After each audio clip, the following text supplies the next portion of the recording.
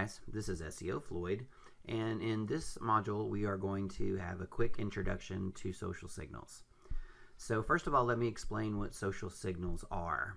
So a social signal is basically when you use a Web 2.0 account, which has a social aspect to it, and you interact with it in a way that it affects your search engine rankings. Okay, so for example, a social signal may be a Facebook like. Okay, so if you have a like button on your website and someone goes to it and clicks the little like button and they're logged into Facebook, then that is a social signal. Or if someone adds you, plus ones you with Google Plus. Okay, but it doesn't have to be actual interaction with your site. Okay, social signals don't have to be on your page. They also can be on other pages. For example, someone could tweet your website address from Twitter. Okay, they could just simply put in the URL and hit tweet, or they could, give a short message like "check out this cool website" and then hit tweet. Okay, there's many different types of social signals. All of you are probably aware of the main platforms and the most important ones for most people in most niches. However, certain niches, there's going to be social profiles that are more important than normally would be. So let me give you an example. For normal niches, the most important social signals are going to come, number one, from Google, and that would be from Google Plus Ones and Google Shares and Google Circles. Okay. Also, since Google owns YouTube, YouTube interaction, obviously links from YouTube, things like that, would count as a social signal. Then you're going to move down into Facebook. So Facebook likes, Facebook shares, things like that. Twitter, of course, and that's going to be Twitter tweets and Twitter retweets. Okay. And then from there, really, it's going to depend on the domain authority of the site, typically how effective it is, with the exception of some very specific niches. So, for example, if you are in an arts and craftsy type niche, okay, or if you're in something that primarily targets the ladies, Pinterest is very powerful. Pinterest is a social sharing site that allows you to create what they call boards, which would be equivalent to a web page, and then you would put images on them, and you can pin those images back to your site. You can repin other people's images. So if the verbiage I'm using is confusing right now, you'll understand later, but this is not meant to be an exhaustive course over what all the various social platforms are and all their verbiage. What I want to show you in this course is specifically how to get some social signals for SEO. So at this point, I want to make one thing clear. There are social signals for SEO, meaning that we're going to do things that are going to help our website rank higher in Google. Then there is legitimate social media marketing. Okay, these are social media marketing actually does impact your website rankings in the search engines, but the social signals that we're going to create don't necessarily help you with interaction and audience building and things like that, like legitimate social media marketing. Okay, so let me give you an example of the two, because I think it's important that you understand the difference and what I'm going to be showing you. So if I tell you to have 10 of your friends like your page, then that's going to be a social signal. That's going to be something where we're trying to get you higher up in the search engine rankings. If I tell you to make an engaging post on Facebook and then ask your friends to share that post or like that post or things like that, then that actually is legitimate social engagement. So I don't want you to get confused by the two. Social media marketing is a whole specialty all in itself. Okay, so again, the focus of this training is going to be in generating social signals for SEO purposes, not for doing legitimate social media marketing. Okay, so if there's any questions about that, please ask them in the group. But for now, hopefully that will serve as a good introduction, and we're going to begin with the actual process in the next video.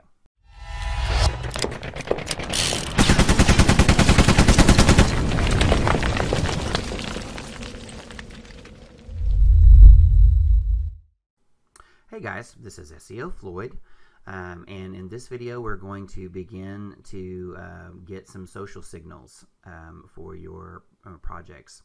So in the last video we talked about the difference between social signals for SEO purposes and in social media marketing. Okay, so if you didn't watch that, please go back and watch that before you watch this. I want to make it crystal clear that we're talking about two different things when we talk about generating social signals for SEO versus legitimate social media marketing. Okay, so if you haven't watched that, go back and watch it. All right, so this video, there are dozens of ways, legitimate ways to generate social signals for your accounts. Okay, so I'm going to go over a few of them with you. This means by no means is going to be exhaustive. Okay, but the ones that I show you, just like everything else that I show you, these are things that I actually do for my real businesses. Okay. So the first thing I'd like to talk about today is actually a baseline of legitimate social signals. Okay, so keeping with my theory of doing everything that real sites do, the first thing that I actually would like you to do is go in and the business owner, have them get legitimate social shares. Okay, have them get have their employees do all the various social things, have their family members do all the various social things. Okay, so you're going to have an information sheet. I'm going to provide you later in the course with some basic information about how to do each of those things, but in a nutshell, you just need to make sure that they understand. Pretty much every employee of the business needs to go by and do some things. They need to like the page, they need to make sure that they've liked the Facebook page. They need to, do all the things on all the major social media accounts that we talked about. Okay, so this is going to set down a baseline of real social signals, which is a good way to start with Google. Also, these are going to be geo-located social signals, so they're going to be desirable. Okay, and these are going to be from real people with real accounts. All right, so that's the way that we're going to start. And when I get to the strategy part later, this will all be kind of, I'll show you all this kind of as a blueprint. All right, but so that's step one. Step one is to go ahead and get real social signals, okay, through legitimate means. All right, so for step two, there's a couple of things that I like to do. One of the sites that I like to use is called addmefast.com, okay, addmefast.com. And what this is a kind of like a crowd-sourced social media sharing site, okay? So I've already logged into my account. You can get an account for free. And what you're going to do, you and me and a bunch of other people, thousands or tens of thousands of people, all sign up for this service. All right. And then what you're going to do is there's two ways to use this. So what I'm going to do in a nutshell, and I'll show you this. So I'm going to add my sites to this network. Okay. So, as an example, let's say you're adding a new client.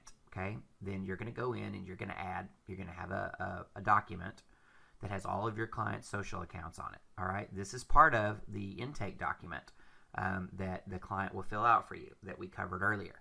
So you should have all this in your spreadsheet, okay, or in that email from the form.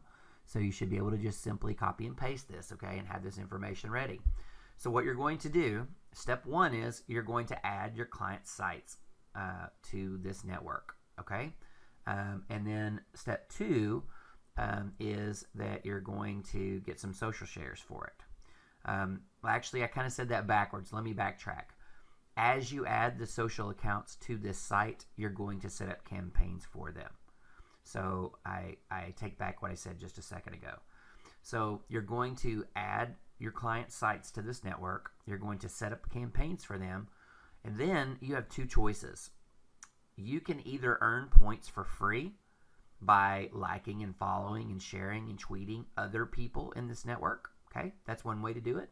And if you have more time than money, then that would be your best choice. The other way to do it is to buy points. Okay, and for most of you, that's what you're going to want to do. Now, buying points on here is extremely cheap. Okay, you can buy like 5,000 points for like $10 or something like that. Okay, it's very, very, very cheap. So this is not going to be cost prohibitive for anyone. All right. So step one, we've come to addmefast.com and we've created a free account. Of course, it will make you verify your email. So you'll sign up for a free account. You'll verify your email. Then you'll have a page that looks like this. All right. So the first thing that you're going to do is you're going to go to add site/page. Okay? So I'm not going to go through this for every type because it would be an exercise in futility and be pointless. But I'm going to show you one, and you should be able to glean how to do the rest. Okay? So this campaign here, when you drop this box, this is all the different signals that this site will allow. Okay? So you see Facebook likes, shares, follows. Facebook post likes and shares. Vine, there's some Google, some YouTube, some Twitter, Instagram, Pinterest, SoundCloud. Okay? So most of these are good. I want to point out a couple that you absolutely want to avoid. Number one, website hits. Do not do this. What this does is send a bot to your site, and I won't go into it, but just trust me. This will waste your time and actually hurt your campaigns. So do not, I repeat, do not use website hits. YouTube views. I have not tested this platform with YouTube views. So if you want to test it, I suggest that you put up a video that you don't care about and send some views from this platform and see how they do. Okay? It may be great. It may kill your video. I don't know. I don't use this platform for YouTube. Okay? So in general, I would say that everything on here is safe to use with the exception of website hits and YouTube. Okay? So I would probably avoid both of those. All right. So for this example, I'm just going to use a plain old Facebook like. Okay? Now this is very important. Countries. All right? If you leave this checked the default, you're going to get likes from everywhere. That's not natural unless you have like an international business. Okay? So for most of you, you're going to want to go down and, of course, if you're in the United States like I am, you're going to want to click the United States. Okay? And when you click out of the box now, you only have the United States. All right? Step 2 is put in a title. All right? And this is going to be just a friendly title for you to remember. Okay? This has nothing to do with your campaign.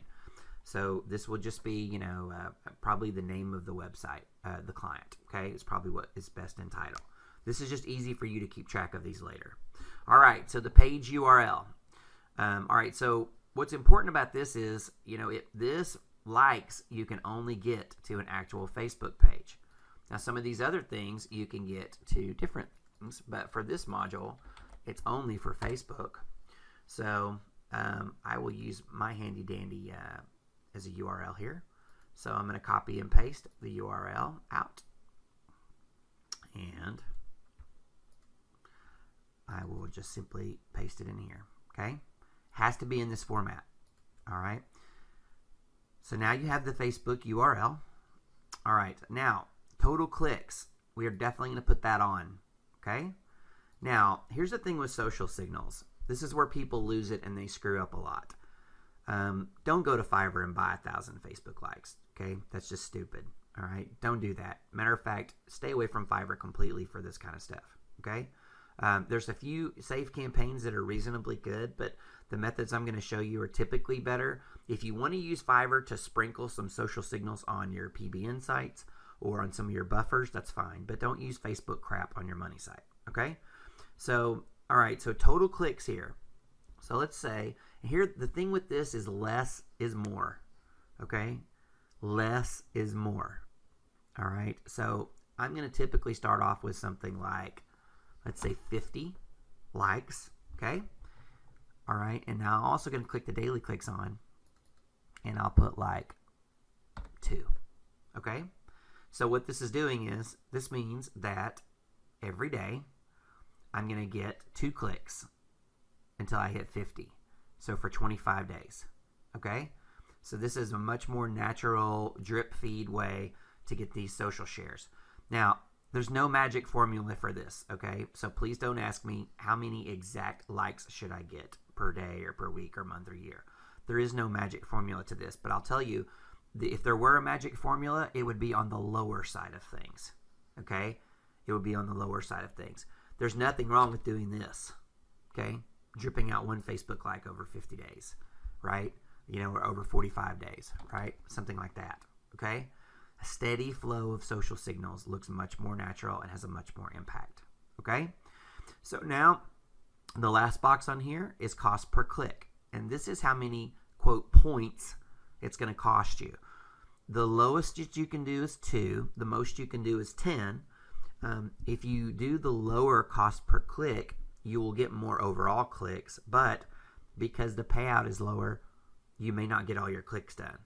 Okay, so the people that don't buy points, that go through and they decide, how they want to earn points, if your click gets them 2 points and someone else's click gets them 5, they're going to click someone else's. Okay, so I hope that makes sense. So typically what I do, if I need these, if they're really important to me, then I'll just go ahead and max it out at 10. Okay, especially like for a new client, right? I want to make sure that I get all these clicks when I order them, right? I'd set it to the max. After that, I put it right in the middle.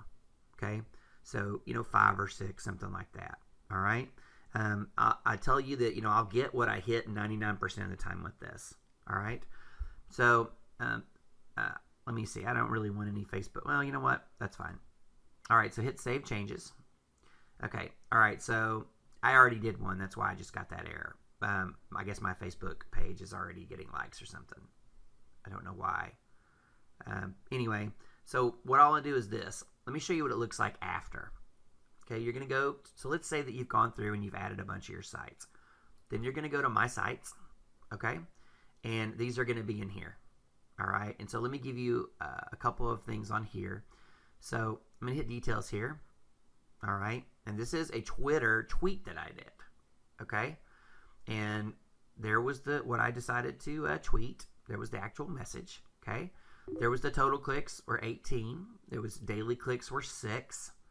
Okay, the limit I set it to 100, and I set 5. So it went a little bit over, and that's fine. That'll happen sometimes. If you choose, like here, this is a good example. I'm glad it came up. I chose limit for daily clicks at 5, and I got 6 sometimes. Okay, that's going to happen, ever so often, okay? But you'll see how your progress is going here, okay? And you can go through for all of these. You can pause a campaign by hitting it here, okay? And you can edit a campaign by clicking here, okay? So there's the campaign that I created. If I want to edit it, I can edit it at any time. If I want to pause it, all I have to do is hit pause, okay? And see how it makes it this. I'm going to go ahead and turn that back on because I like it. So all of your sites are going to be in here, okay? And so again, this is one easy way to get social signals for your sites, all right? So this would be one method that I would highly suggest that you use. It's extremely cost effective. Okay, it just costs like, I don't even know what, pennies, for each social. All right, so this is the first site that I want to show you. So to begin getting your social signals, addmefast.com is a good place to start. Okay, so I hope that everything that I went over is clear. Sure, there's going to be some questions. I will tell you that if something's not working in here, if you'll give yourself 10 minutes and play with it, you can probably make it work, okay? This website works. It's functional. So if you're trying to do something and it's erroring out, it's because you're making an error, okay? So I'm not going to be providing technical support for addmefast.com because I don't own addmefast.com, okay? So if you want to ask me questions about general things related to this, that's fine. But like I said, I don't own this, so I'm not going to be supporting it. So anyway, so this is video 1 for the social signals. So next video, we are going to talk about another social platform. All right? All right, I'll see you in the next video.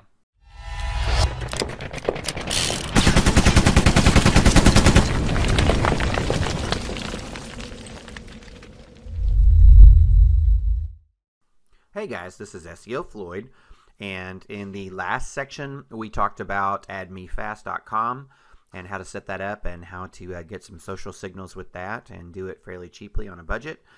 And in this section, we're going to cover another service that is similar, but not exactly the same. So these are 2 good services that you can use in unison. And so the second one that I'm going to show you is called socialadder.com, socialadr.com. Okay. Now, this is a real good site that I've used for, oh boy, probably since it first came on board. I'm actually friends with the owner, Ben, a really good guy, and he keeps on top of this. It's always updated. It pretty much always works. So, again, there are some similar services to Social Adder, but so far, this one's the best, in my opinion. Been using it for a long time. So, just like the other site, and just like pretty much all the sites that you guys should be used to, you're going to go to the home page and it's going to say sign up for an account. You're going to choose the username and password. You're going to verify the email that they send you, and then you're going to have access. Okay? So once you have done that, just like the other one, there's two ways you can do this. You can go in and create social accounts and use them to, bookmark and share other people's stuff, in which case it's free. Or you can purchase credits. And again, most of the people on this course, I'm pretty sure it's going to be more cost effective for you to purchase credits. All right, so that's what I'm going to show you. So when you sign up, you're going to go through a couple of things offering you some like automated programs and stuff. Those are great. If you want to do those, go ahead and do it. I think his most inexpensive account is $20 a month.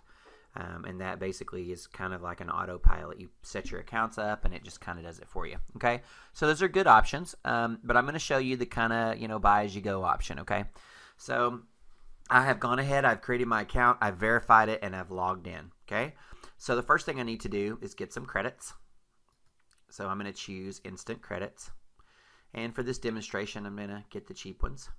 All right, but you see the different prices here. All right, and you're going to go to PayPal, of course.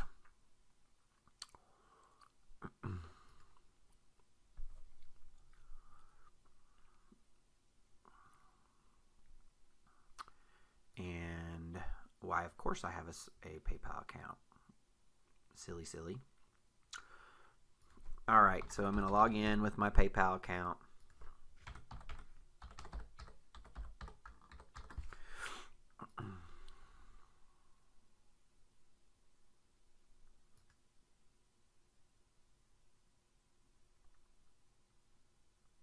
Okay, so of course, once we're done, we're going to be able to go back. And these credits are either instant or they're fairly quick, okay? So if they're not there like, the second, then give it some time, okay?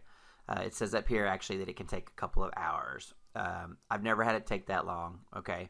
But it could, all right? So just hold tight if it does. Don't get your pants, in an uproar. All right, so let's just play like we have these credits already. What I normally do is this. So we're going to go to bookmarks, okay, and we're going to go to add a bookmark. All right, so to add our bookmark, we are going to type in the address and the URL, and obviously that's going to be the URL that we're promoting. I'm going to go to the keywords section, and I've already got a nice handy dandy list of keywords that I've gotten through, my favorite place, the Google Keyword Planner. Of course, or whatever, however you've gotten your keywords. Simply paste these in, okay? I see there that there's a little city identifier that I don't want. All right, so here's my keywords. And I'm going to put in my description. Now, it's very important here that you use spin tags, okay? So you can either do this by hand or you can sign up for a spinner service like Spin Rewriter, which I highly suggest that you do. If you don't have an account with Spin Rewriter, you need to get one because we're going to use it in a couple different places in this course, okay? So it's a couple $100 to get it. It's very good, a good investment, so go ahead and get that. If you don't want to do it, if you don't want to buy it, then what you can do, a simple spin tax looks like this, okay? It's the open, whatever that symbol is called. I guess that's some sort of a bracket, okay? And then I'm going to put hello /welcome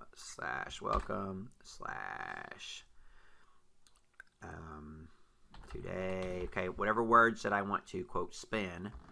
And then when I close it with that means that when it goes through, it's going to pick one of those three words to use in that position, okay? So again, I'm not going to go through what spin tax is in this course. That's something you can Google or ask in the group, okay? But what it does is it allows you to have many different versions of this, because these social bookmarks are going to go out to hundreds of places, right? So you don't want the exact same social bookmark to go out. So what I've done, I've got a really long one here that I've already made with Spin Rewriter, and I'm just going to paste it in there, and I can click on the spin preview. The husband who actually sold a roofing script for $1 million. Okay, so that looks kind of funny, right? But again, this is not something that a client's ever going to see. So that's fine. If there's things in here that, look funny, then you can take them out. All right, you can take out, words like husband and whatever. Anyway, point being that you get a nice spin in your description. All right, we're going to choose our category. Okay, so for this one, this is a roofer, so let's see. Actually, for this one, I'm going to choose home and garden. Okay, that typically hits the best for roofers. I have quite a few roofing clients. Okay, so step 1, you're going to put in your URL. Okay, step 2, you're going to paste your keywords. Step 3, you're going to put in a spun description. Step 4, you're going to choose your category. Then you're going to choose save. All right, now once you've chosen save, this is what your submission dashboard is going to look like. Okay, now a couple of things to notice. Notice the submission rate. Okay, and of course this is how frequently that it's going to come across. And it even defines them for you right here. Okay, so you can do once per week, you can do once every 2 days, 2 to 3 times per day, or fast, which is 8 times per day. But as you see here in red, it costs 50% more to do this. Okay, so you know me, I'm going to do drip or slow. Okay, so slow is what I'm going to choose most of the time. All right, and so again, that means that once every 2 days, one of these bookmarks is going to go out. Okay, now this is for like sustained stuff. All right, if this is the first bookmarking campaign and you're launching the client, you can use normal. Okay, but especially if you're combining this with Add Me Fast, then I like the slow. Okay, slow and steady wins the race, guys. Okay, and then submission limit. Again, you can set this to however many you would like it to go. Okay, so set it to, if you only want 50 bookmarks to go out, put 50. Okay, now when you hit this go button, it's going to start. My credits don't show yet though, so I don't think it's going to start that bookmark. Yeah, so until I get the credit going, it's not going to start. But once it starts, it's going to go, and then it will show you once you go over to your campaigns, to your history. It's going to show you all your bookmarks. Okay, you're going to be able to see where they were shared at. Okay, so again, I don't mean for this to be an exhaustive overview of Social Adder and what it does and how it works. Ben has created lots of good videos for his product on how-tos, and this is just one of the ways I'm showing you to use this. There's actually a couple different ways you can use Social Adder, but this is the way that I'm showing you here. So that is the process. So now with these 2 videos, you have 2 different ways to get social signals. Okay, and so the last video that I'm going to do on social signals, which will be next, I'm going to go over a little bit of the strategy. All right, so thank you again for listening, and I'll see you in the next video.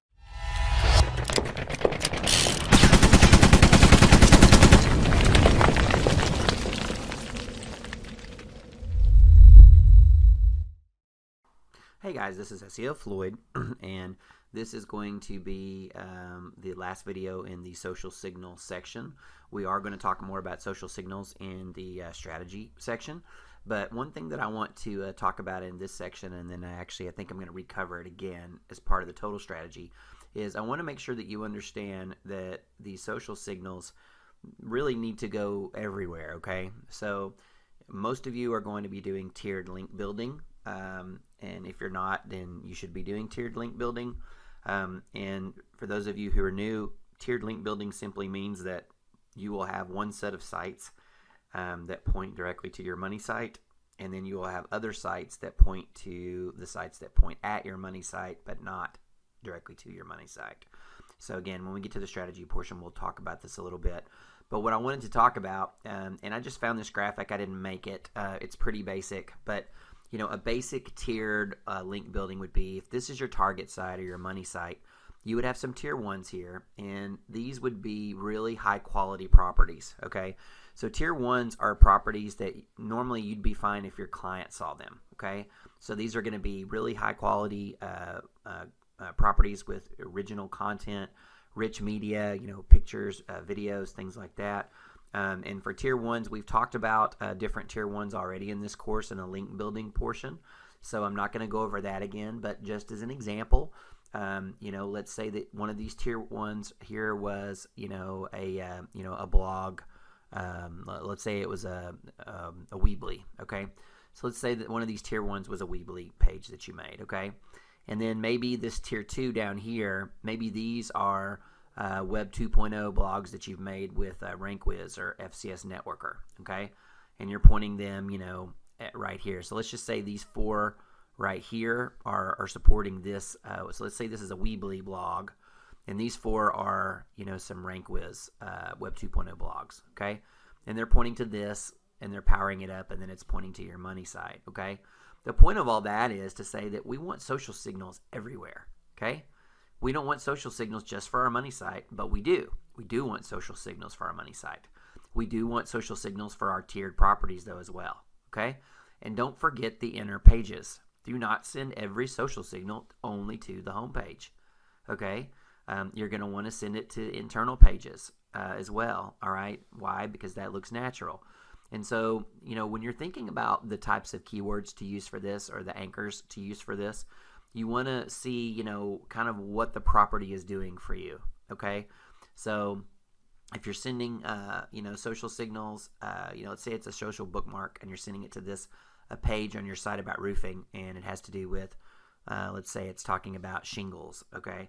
Then your keywords can be long tail versions of the word shingle, okay? You can send that to those inner pages. So, you know, again, we're going to talk about strategy. We're going to talk about what to do, where, and why. But in this very short section, I just want to impress upon you the importance of sending social signals to all of your properties. Okay? Do not neglect your tiers. Send them to all of your properties. Okay?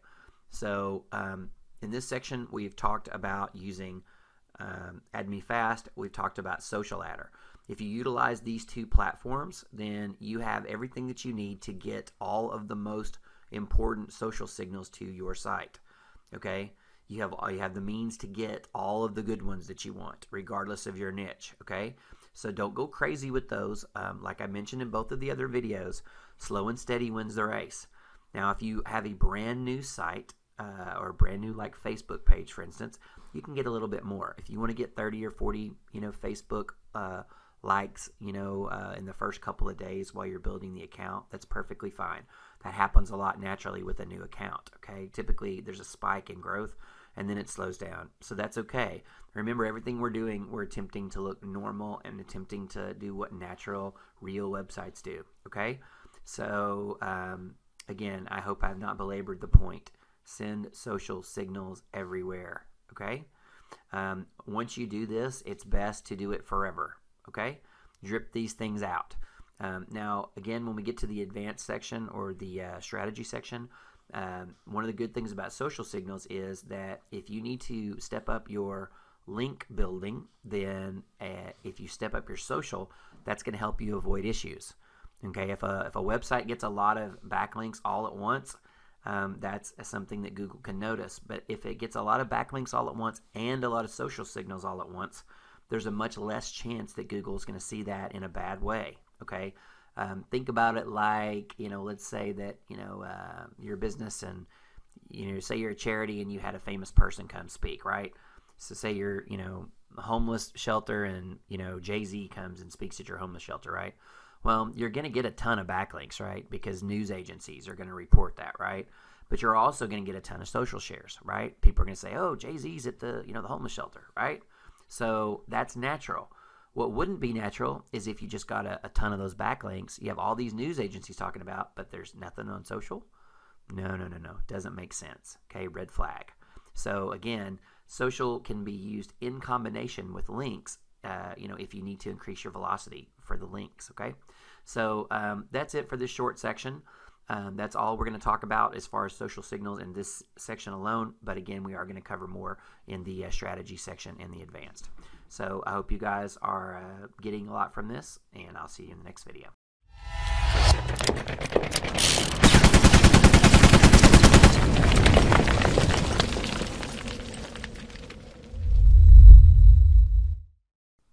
Hey guys, this is SEO Floyd, and I would like to welcome you to the client section of the course.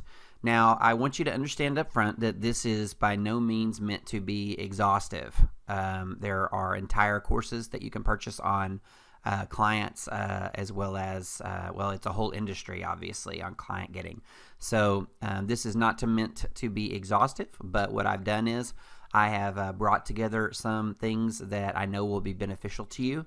And most of them pertain specifically to client SEO businesses and clients. So again, I hope that this is very helpful to you. It's my firm intention that you are able to utilize techniques in this section to get the right kinds of clients and keep them. Okay, so all of these, there's 4 sections, and the purpose or the goal of all 4 of them combined is for you to get the right kinds of clients and keep them long term. All right, so in this video, I'm just going to give you a very short overview of what is included in this section. So the first section is going to be about picking and onboarding clients. So basically, it's going to talk about, I'm going to have a video that talks about the type of client that you're looking for, kind of what some of the characteristics are of a good SEO client. And then I'm going to talk about onboarding and how we do that. And so there's a that has to do with pre-qualifying as well. All right, so that's going to be in the first section. The second section is going to be about prospecting, and prospecting is finding clients. All right, so that's probably what most of you are looking forward to in the client section. So I'm going to have a number of videos in here about various methods to get clients, to find leads for your SEO business. The third section is going to be about pricing / closing. That is going to have some videos that show a couple different methods to price your clients based on a couple of different factors, and then some techniques, some closing techniques for that to get them to sign on the line, right? And so the last part is a very short part on client retention. And it talks about a couple of strategies. There's 2 videos, I believe, that are going to be in there that talk about a couple of strategies that you can use initially to keep your clients kind of in the early portion of your relationship, and then some things that you can do on long-term basis to keep your clients happy and paying. So again, I just meant for this to be a short introduction, but that is the sections that we're going to be covering. I hope you find lots of value in this section. I hope, again, that you are able to find the right kind of clients and to keep them long term. Now, just like every other section in this course, this section will be seeded with some initial videos, and as the course progresses, I will be adding more and more and updating if necessary. So thanks again for listening, and I will see you in the next video.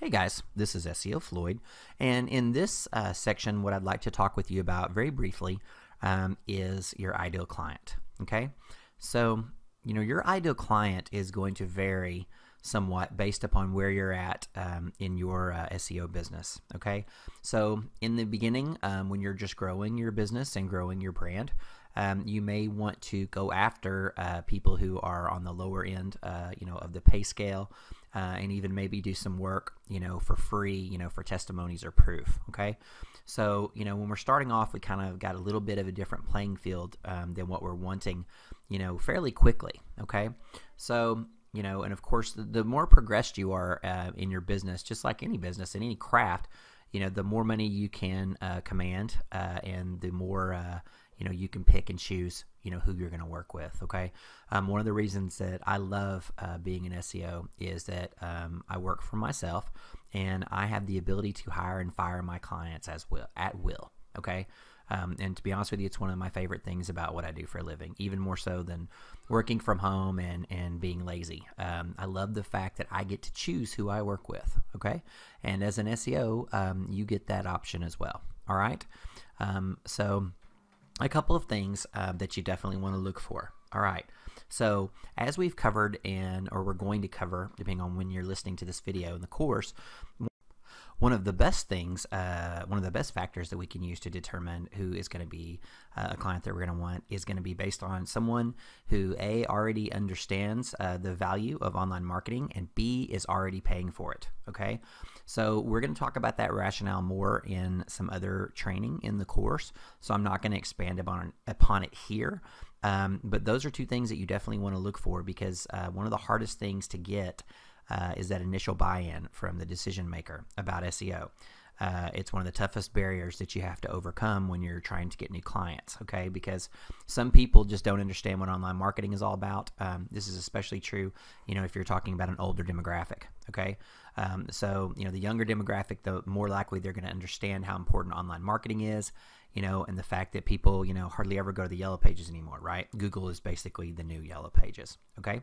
So, that's the first thing. The first client that we want, and this is really, again, so we can convert them into, or the first prospect that we want that we can convert into clients is going to be someone who's already paying for online marketing and understands how it works, okay? And I show you several techniques for finding those people in a different part of the training, okay? But likewise, anyone who's paying for marketing and advertising at all, again, that is someone that we want, okay? So a lot of the questions that we ask in our discovery form, which I included in the course, are going to help weed out a lot of these people, okay? So if you were to simply look at the questions that I ask on the discovery form, it would tell you kind of some of the things that we're going to go over right now, okay? So a couple of things that I want to hit, and these are not in any particular order, okay? These are just some of the things that I want you to be thinking about, okay? And again, as I mentioned earlier, the newer you are to this, or the fewer clients you have, the less choosy, you're typically going to be, okay? All right, so a couple of things, obviously, that you're going to look for that are probably obvious to you already. You're going to want to look for businesses who have websites, businesses who are not ranking, right? I mean, that's kind of obvious for SEO, but I have to go ahead and throw it out there. If you've got someone that's already got a website and they're not ranking for anything, that is a good potential client for you, okay? So, a common strategy that people will employ, and, this is actually more for the prospecting section, but, looking at, deeper pages in Google to find people who are not ranking. This is a strategy, you can use for doing that, okay? But again, someone who has a website but, is not ranking for anything. Another thing that you want to look for is, a couple of things that just show that they're not very savvy online, okay? So look for things like people who haven't claimed their, Google My Business or Bing Business, or, their Yelp page, things like that, okay? These are indicators, of things, people who aren't very savvy online, okay? So these are good people for you potentially, okay? Especially if they have a website, and that's, kind of a key. So if they have a website, but they haven't claimed their Google My Business, etc., that's definitely someone, that would be someone, good to target, okay?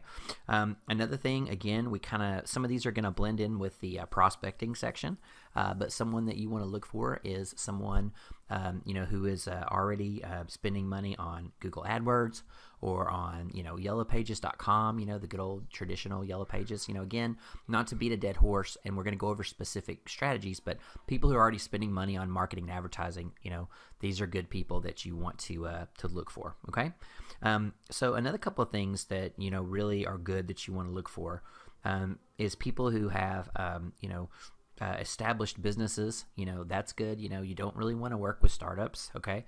I'm not telling you to completely, avoid startups, but personally I do, because one thing that you'll find is as soon as people understand that you can rank, as soon as people figure that out, then you're going to get a lot of people with lots of business ideas that want you to be their partner, right?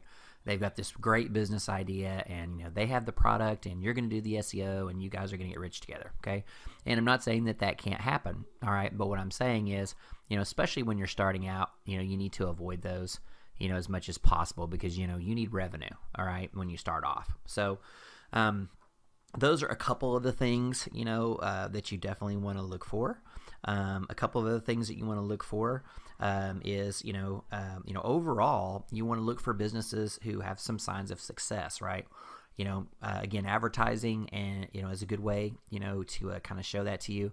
But it can be banner advertising, it can be billboards, it can be, you want people who are already spending money again on advertising, okay? And on this end, I'm telling you this because, you want people who can pay, okay? So, one of the things you need to remember is you need to be looking for businesses who can pay, all right? Look for people and businesses that have budgets, businesses that are high volume, businesses that have high margins, businesses that have a high, cost per product, things like that, right? You really want to be targeting these people, all right? They're going to be much better, for you. One of the things that we ask in the discovery forum is very important. And we ask, are you already spending money on marketing and advertising?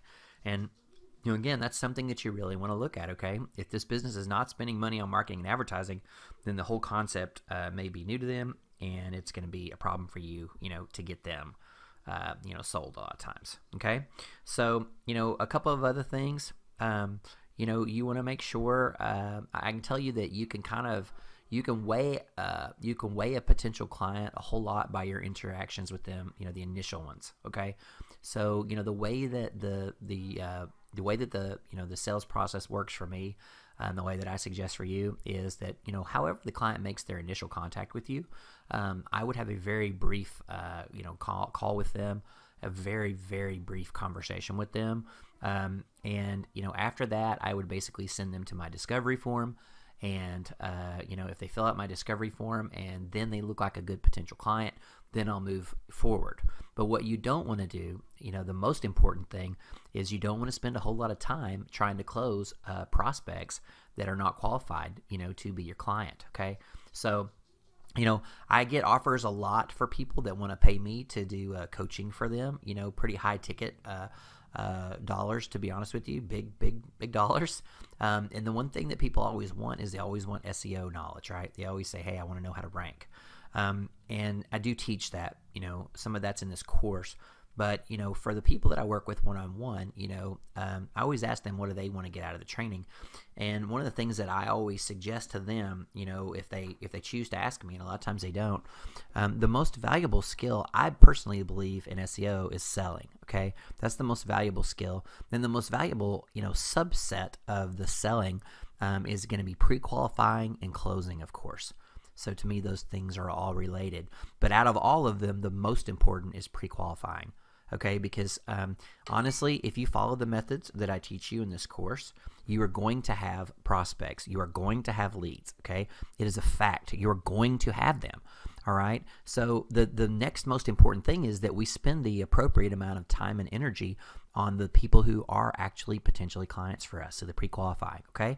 So, don't be this guy. Let me tell you a couple of guys that I know. All right. There's Mr. spends 8 hours on the phone with, a potential $100 a month client. Okay. Don't be that guy. All right. You may be a nice guy, or you may be, thinking, you may love to talk about SEO, or, you may want to show off, or, you may have all kinds of reasons for that. But you cannot do that, man. You can't spend, hours and hours of time trying to close deals with people who are not people who, can be clients for you. You can't do it. And if it sounds dumb to you, what I'm saying right now, believe me, it happens. It happens a lot.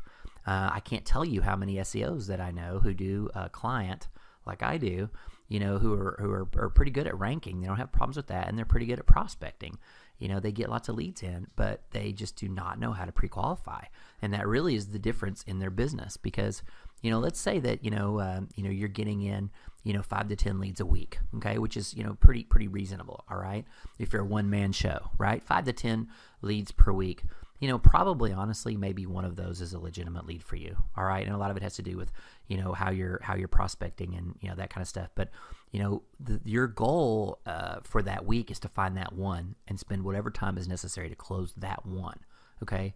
Because, what most people do is, they're going to spend a whole lot of time and energy just on these ridiculous, leads that are never going anywhere. So anyway, I don't want to beat a dead horse about that, guys, but I want to make sure that you understand, you need to, really, really, really, I highly encourage you to spend very little time with them before the discovery form. Okay.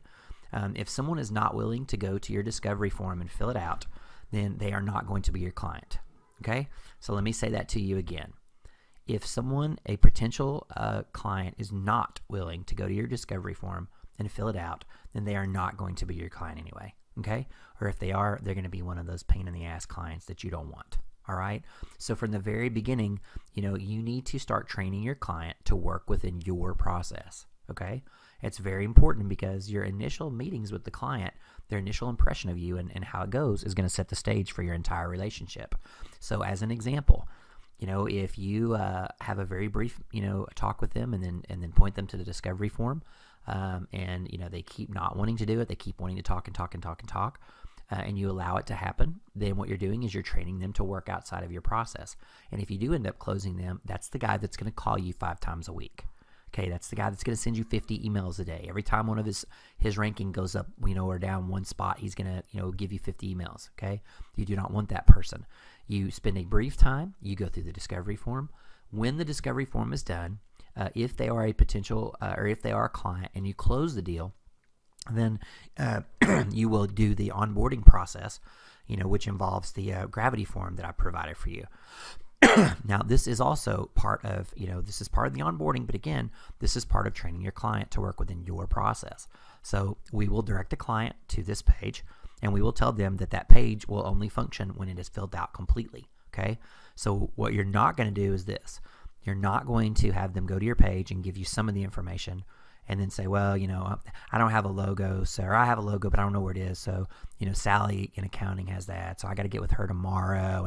And I don't know what my WordPress login. That's Bob. That's my web guy. So let me just email you this. No, don't do that. Don't start playing that game with people. Okay. If you start allowing them to, manipulate your process into their process, then not only is your life going to be more difficult with them as a client, but they're actually going to cost you money. Okay. And you have to realize when you do that for a client, you have set that expectation. It's your fault. So if you tell them, hey, I need you to go to this form, I need you to fill it out completely before I can begin your campaign, and then you allow them to not do that, you are allowing them, you're teaching them, you are training them to not work within your process. Okay. And, you may be anxious to get clients in the beginning, and you may be like, I don't care if I have to do 10 emails to get this client or whatever. Okay. But I'm just telling you, overall, you need to get things under control from day one, because if you train them to not work within your process or to not appreciate your work, then that's how they're going to see you for the rest of their relationship. Okay. So, all right, guys, that was a little bit more than I planned on doing for that part. But I hope that you guys get that. Again, this was by no means meant to be, all conclusive. Okay. But make sure, again, that you put a lot of time and energy into, doing your pre-qualification stuff, guys. Okay. Make sure that if you're targeting, areas and targeting markets, that there's value and that there's money to it. Okay. Don't go target some, market where there's no money in it. Okay.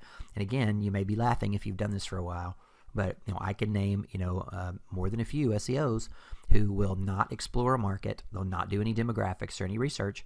They'll start, pumping out ads or whatever. And then they start getting these leads in, and it's people they can't do any work for. Okay. So, again, be smart with your process. Start with people who are already using, who are already paying for advertising and marketing. Start with them first. Okay. If they have a website, even better. If their website is somewhere on Google but not on page 1, even better. Okay. So if you show me a prospect, if you show me a client who has a website, who's paying for advertising in any medium, okay, any budget, and they are on Google somewhere, below page 1, then that is, usually a decent prospect. Okay. All right. So that's it for this video, guys. I hope you got a lot out of this. And I hope, again, that you understand the mindset, what I'm talking about with training your client. Okay. It's very, very important. And I've learned this over doing business for the last 30 years. I've only been doing SEO for a little over 10, but I've been in business for close to 30. I've been an executive in some really big companies, and I've owned several businesses that I sold for 7 figures. So I'm pretty experienced with business, and I can tell you that setting the initial tone with your client is very, very important. Okay, regardless of what business you're in, SEO or not. So anyway, I hope that was valuable to you guys, and I will see you.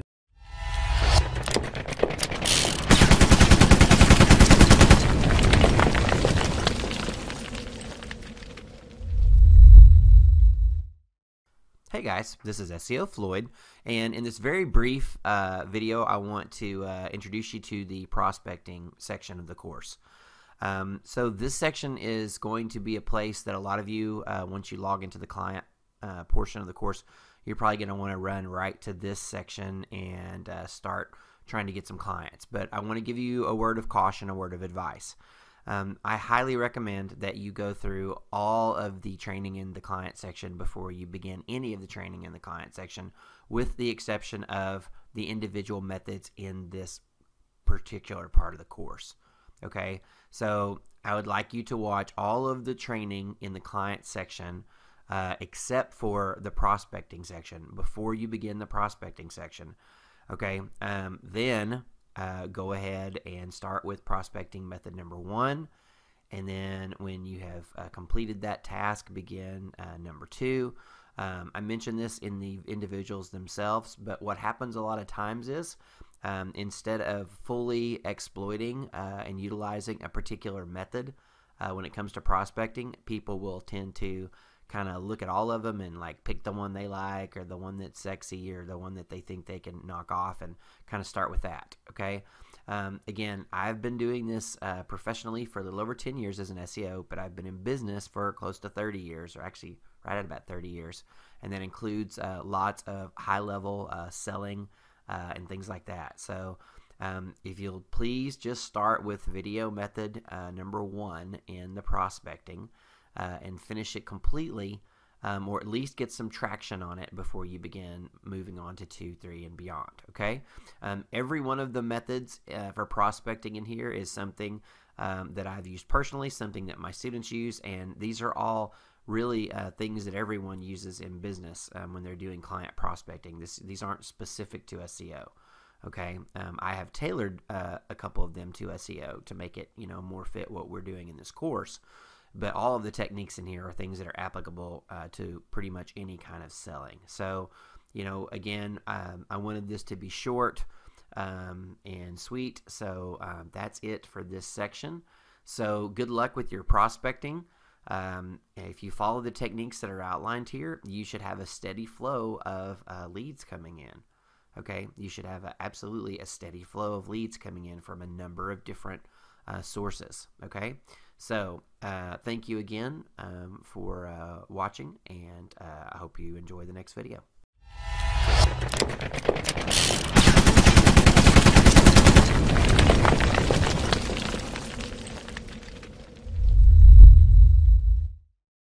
Hey guys, this is SEO Floyd, and I would like to welcome you to the strategy section of the course. Now, as I have mentioned numerous times in the course, if you will follow just the basic outline of what I've already taught, you should be able to get the vast majority of your local sites onto page 1. All right, so this section is really just to expand a little bit upon some of the earlier training and some strategies to follow when you are not on page 1.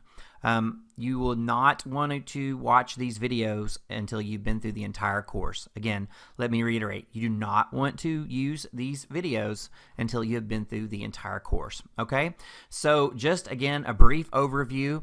I'm going to have a video that talks about the my foundational linking strategy. And kind of what that looks like. I'm also going to have some information about how to use private blog network sites. That information is coming from a course called Source Phoenix by a really great guy named Alex Becker, which many of you are probably familiar with. I was a coach and content provider for that course, and so I am putting it in this course. So when you log in and you watch that section of the course, you'll notice that I'm talking about Source Phoenix. But don't worry, I didn't steal anything. It's my content, and I'm, of course, allowed to use it in my own training. So that shall set you, give you the information that you need to set your PBNs up safely and powerfully. And then I'm going to have some training that's done by a very good friend of mine named Jason Peterson. Any of you that are in my private coaching will be familiar with Jason. He does GSA for a lot of you guys, and so he has put together some really good GSA training for us in this section. And so I will be adding things to this, obviously, as the course goes along. But as of launch, that's pretty much what we're going to have here, guys. So we're going to have my foundational links. We're going to have some PBN stuff, and then we're going to have some GSA stuff. All right? So I hope you have enjoyed the training thus far, and I look forward to talking to you and seeing you in the next video. Thanks.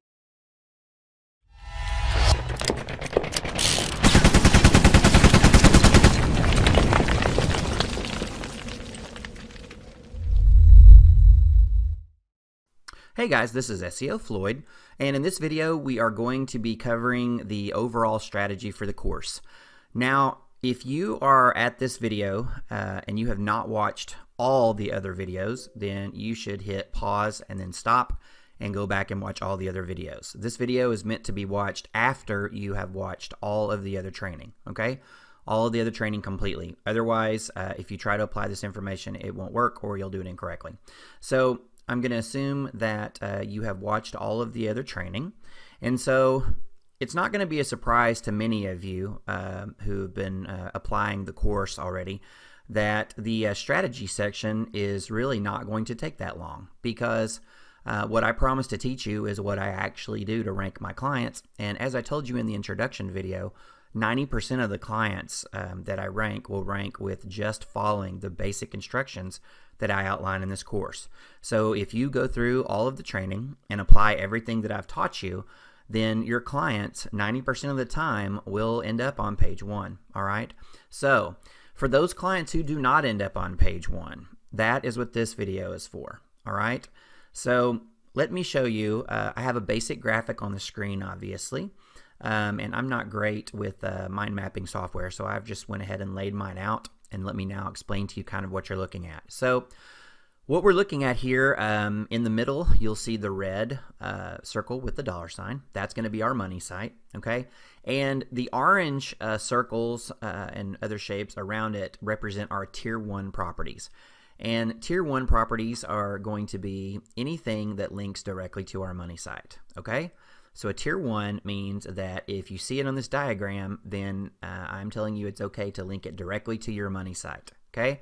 Now, these links, for the most part, let me look here. Pretty much all of them are in the initial training, okay? So again, if you have followed my training up to this point, you should already have a Tier 1 that looks really close to what we're looking at here, okay? So let me point out a few things. So first of all, I want to point out that all the properties that are in Tier 1 are going to be very high quality, okay? They're going to be on sites that have huge domain authority, okay? And they're also 99% of the time going to be on sites that you control completely, okay? And that's very important. Now, I'm not teaching you any kind of black hat strategies to rank from Tier 1. So I will tell you that generally I don't build links that I don't control. There are a few exceptions to that rule. But let's go to the Tier 1. So you should be able to read the screen. So in the beginning sections, you should have set up your Tier 1 social accounts. So you're going to see Facebook and Twitter, right, and Google+. And so, you know, these should have been set up, your YouTube channel, okay? Again, you're going to set up Google My Business, which is here, Bing Business, which is here, Apple Maps, which is here. You're going to set up your initial, what I call the Web 2.0. I put the number 40 here because these are the URLs, the Web 2.0s that you set up in the Noam video. So when we went to Noam and we went and we registered, we used the Fiverr gig and we registered all those and we put those bare links to them. Okay, that's what this is referring to here. Okay, and then in the authority section, you would have gone out and you would have gotten things like Chamber of Commerce, okay, Better Business Bureau over here, industry links, okay, right here. And of course, in the citation section, we talk quite a bit about citations, all right? And so again, all of these things, all right, are covered in the initial training, all right? and all of these things are safe to point at your money site. Now, a few things that I did not put in the initial training yet. There are going to be job board sites. So that represents here. So places where you can put an ad for a job board for your business. Again, this is a trust factor because it's something that real businesses do. So you will want to find ones that have really good domain authority, not job boards that have been spammed to death, okay? But job boards that are good, high domain authority. All right, and post some job offers on here. You know, again, this is something that real businesses do, so you're going to want to do that. Also, in the initial training, I didn't put Craigslist. So Craigslist here represents really any of the sites kind of like Craigslist. So this could be Craigslist, this could be Backpage, this could be one of dozens. Okay, again, what we're shooting for here is high domain authority sites. And on sites like Craigslist, again, you're going to post things like you can post ads for your actual business, right, to try to get new clients, or you can post job wanted. You can be creative with this. The point is that, again, this is something that real businesses do, okay, and this is going to give you some decent backlinks. The last thing that's on the tier 1, well, image links, I am going to be adding that to the rich media citations portion. So by the time you watch this video, they should already be added. But this is going to be things like Flickr and other places where you can get image links. So this is obviously a good tier 1 for you. And then the last one, last couple are going to be infographics. These are going to be high quality infographics, okay? And we are going to be submitting them to high quality infographic sites, okay? And so, you know, that's going to be, again, that's going to be good backlinks. And as long as these are high quality, and you're going to do these kind of like you're going to do the press releases, okay? It's okay to do an infographic and have some links in there, but what I want you to do is I want you to follow the same rules that we did in the press release section. So basically, your infographic is going to have no follow links that are branded or naked URLs, okay? So I don't want you making infographics that have branded anchor text, or excuse me, that have money anchor text in it or that have do follow links, okay?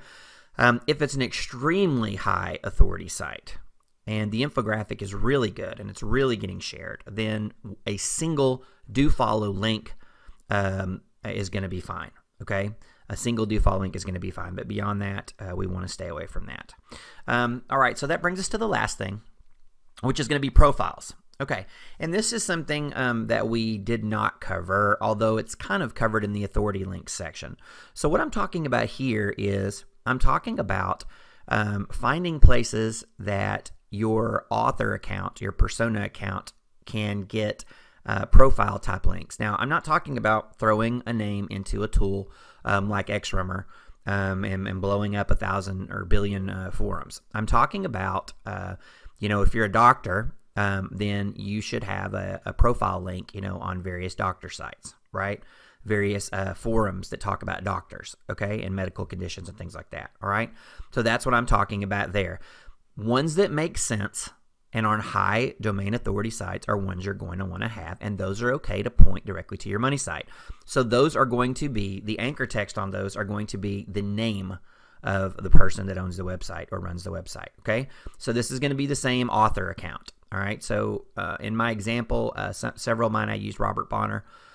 You can use, you know, so let's say, you know, it's Dr. John Smith, okay? Then you're going to go out and you're going to find some very high quality, high domain authority sites that are absolutely related, and you can get a nice clean profile link for Dr. John Smith in there, okay? The anchor text is always going to be their name. It can be follow or no follow. It doesn't matter. But the anchor text is their name, and it's typically going to point to either the homepage or to the, you know, about us, you know, / contact page, right? It's going to be to the pages that specifically talk about, you know, John Smith, okay? All right, guys. So honestly, that's it for tier 1, okay? I know that probably some of you, especially if you're coming from other courses, you're probably scratching your head thinking that can't be it. But yep, that's going to be it, okay? There's all kinds of sneaky strategies to do different things and try to cheat Google. But honestly, you know, if you'll do just these things, again, you're going to rank 90% of your clients with the basics, and then the stuff I'm about to show you should bump you the rest of the way. Okay, so the last thing that I haven't covered yet in here, and I want to be really clear about this, is this right here, which is Web 2.0 HQ, and that means high quality, okay? And so I want to be really, really specific about this. I am not talking about building Web 2.0s with a tool like Build My Rank or RankWise or FCS Networker. I'm talking about hand-built, high-quality Web 2.0s, okay? So I'm talking about sites with very high domain authority like WordPress, like Blogger, okay? Those types of pages. So these are fine to use as Tier 1 properties, okay, as long as they are high quality. And high quality means that they have a unique, original, well-written article or two or three. They have some rich media in there. There's some videos. There's some images, okay? And, you know, basically, like, if you were to go to this page, you know, you would like it. Like, there's some type of value to this page. So a good way to set these up as Tier 1s is they can either be topical, like general. So, you know, so again, let's say that our money site is a plastic surgeon, okay? Then some good typical high quality Web 2.0s could be, you know, you could have a very high quality Web 2.0, let's say a Tumblr blog about, you know, nose jobs, right? And all it talks about is nose jobs, okay? And that Tumblr blog that's very high quality that talks about nose jobs, rhinoplasty, would point to the homepage of the website, your money site, and it would point to the rhinoplasty page or the nose job page, okay? So that is an example of kind of how to do that. I want to be, you know, crystal clear here. I do not mean automated tool Web 2.0s on Tier 1, okay? I don't do it. I don't teach it. It's dangerous, all right?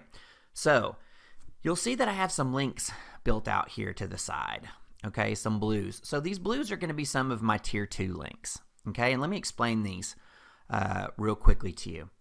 So outside on my Tier 2 are typically going to be my PBN links, okay?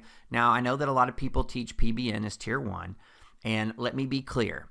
If you have a very high-quality PBN, I'm talking about one that would pass a manual review, that has really good stats and is getting, you know, has real traffic going to it, has social signals, you know, it's basically a real site, then you can absolutely move this baby into Tier 1, okay? So, again, super high quality, you know, basically a bulletproof PBN, one that meets all the requirements of my PBN setup, you absolutely can use it as Tier 1, okay? But many of you already have PBNs that have been set up really crappily. I mean, I hate to use, you know, whatever language, but they haven't been set up very well, and or you don't want to take the time and energy to turn them into good sites, or maybe they don't have the best metrics, okay? So maybe you bought some domains, you know, when you were starting off and you didn't really know what you were doing, okay? So that's where I'm talking about Tier 2s, all right? So these Tier 2s here, these can be used anywhere on this Tier 2, okay? They can be used anywhere on this to bump up any of these Tier 1s, okay? So throw them in wherever you would like, all right? Web 2.0 RW, and that stands for RankWiz, but it could also be FCS Networker, okay? So these are going to be auto-generated Web 2.0s, all right? So this is going to be your bulk RankWiz and FCS and that kind of stuff. Okay, these are also fairly safe to use as Tier 2, but again, I'm going to have one requirement, and that is that you have unique content on them. Okay, so that's going to kill it for a lot of the ones that you already have probably. Okay, so this is not auto-generated or crappy spun content. Okay, it's going to be unique content. Now, if you're using RankWiz, you can upload articles to it. You can get, you know, some good articles written fairly cheaply on like iWriter. And so for this, you know, these are going to be, so let's say for this, you know, you can use a super good spin on this, all right, but only a very few times, okay? So let's say that you start off with a very high quality article of like 1,000 words, okay? You can do a very good spin like Spin Rewriter, okay, on its highest setting, and pull maybe 5 articles out of that spin, okay? You want to visually inspect it and visually edit it to make sure that all of it looks right and sounds right. And again, these want to be very similar to the Web 2.0s we're doing on Tier 1. We want to have, you know, nice images and things like that, all right? And so these, again, this is just a power-up kind of a deal, Okay. Out to the end here, you see blog comments. Now, I should have mentioned this a minute ago, so I apologize. I should have mentioned this when I was talking about profile links. When we're doing the profile links here, so again, let's say that we have a profile link on, doctorsintheusa.com, okay, and it's for Dr. Smith, right? And this hits right here, okay? Then a really good way to power up these profile links is to get some high-quality blog comments, okay? Now, here's the thing. These high-quality blog comments here, these can actually be money anchors going to this doctor, or they can be generic. They can be whatever you want, but it actually could, safely use money anchors here going to this if you choose to. So you can use, you can buy services that sell high quality blog comments, or you can use something like dropmylink.com, which will allow you to find some good places for that. Okay, but specifically, the only place I'm really wanting you to use blog comments is going to be right here on this section. Okay. So again, sorry, I kind of digressed off my chart here. All right, let me get back to the next thing. All right, so on here you see GSA money and you see GSA generic / brand. Okay, and if you're not familiar with what that is, it's a Google search engine ranker. GSA is a piece of software that we use, a lot of us use, and it's a very good tool to use, but it's normally used improperly. So we do have a section in the training that goes over how to use this. I'll tell you that I do use this very little, but it is very helpful for specific things. Okay, so there's two ways that you can use this, that you can use GSA links. So one way is, first of all, I don't ever use GSA to the money site directly, okay?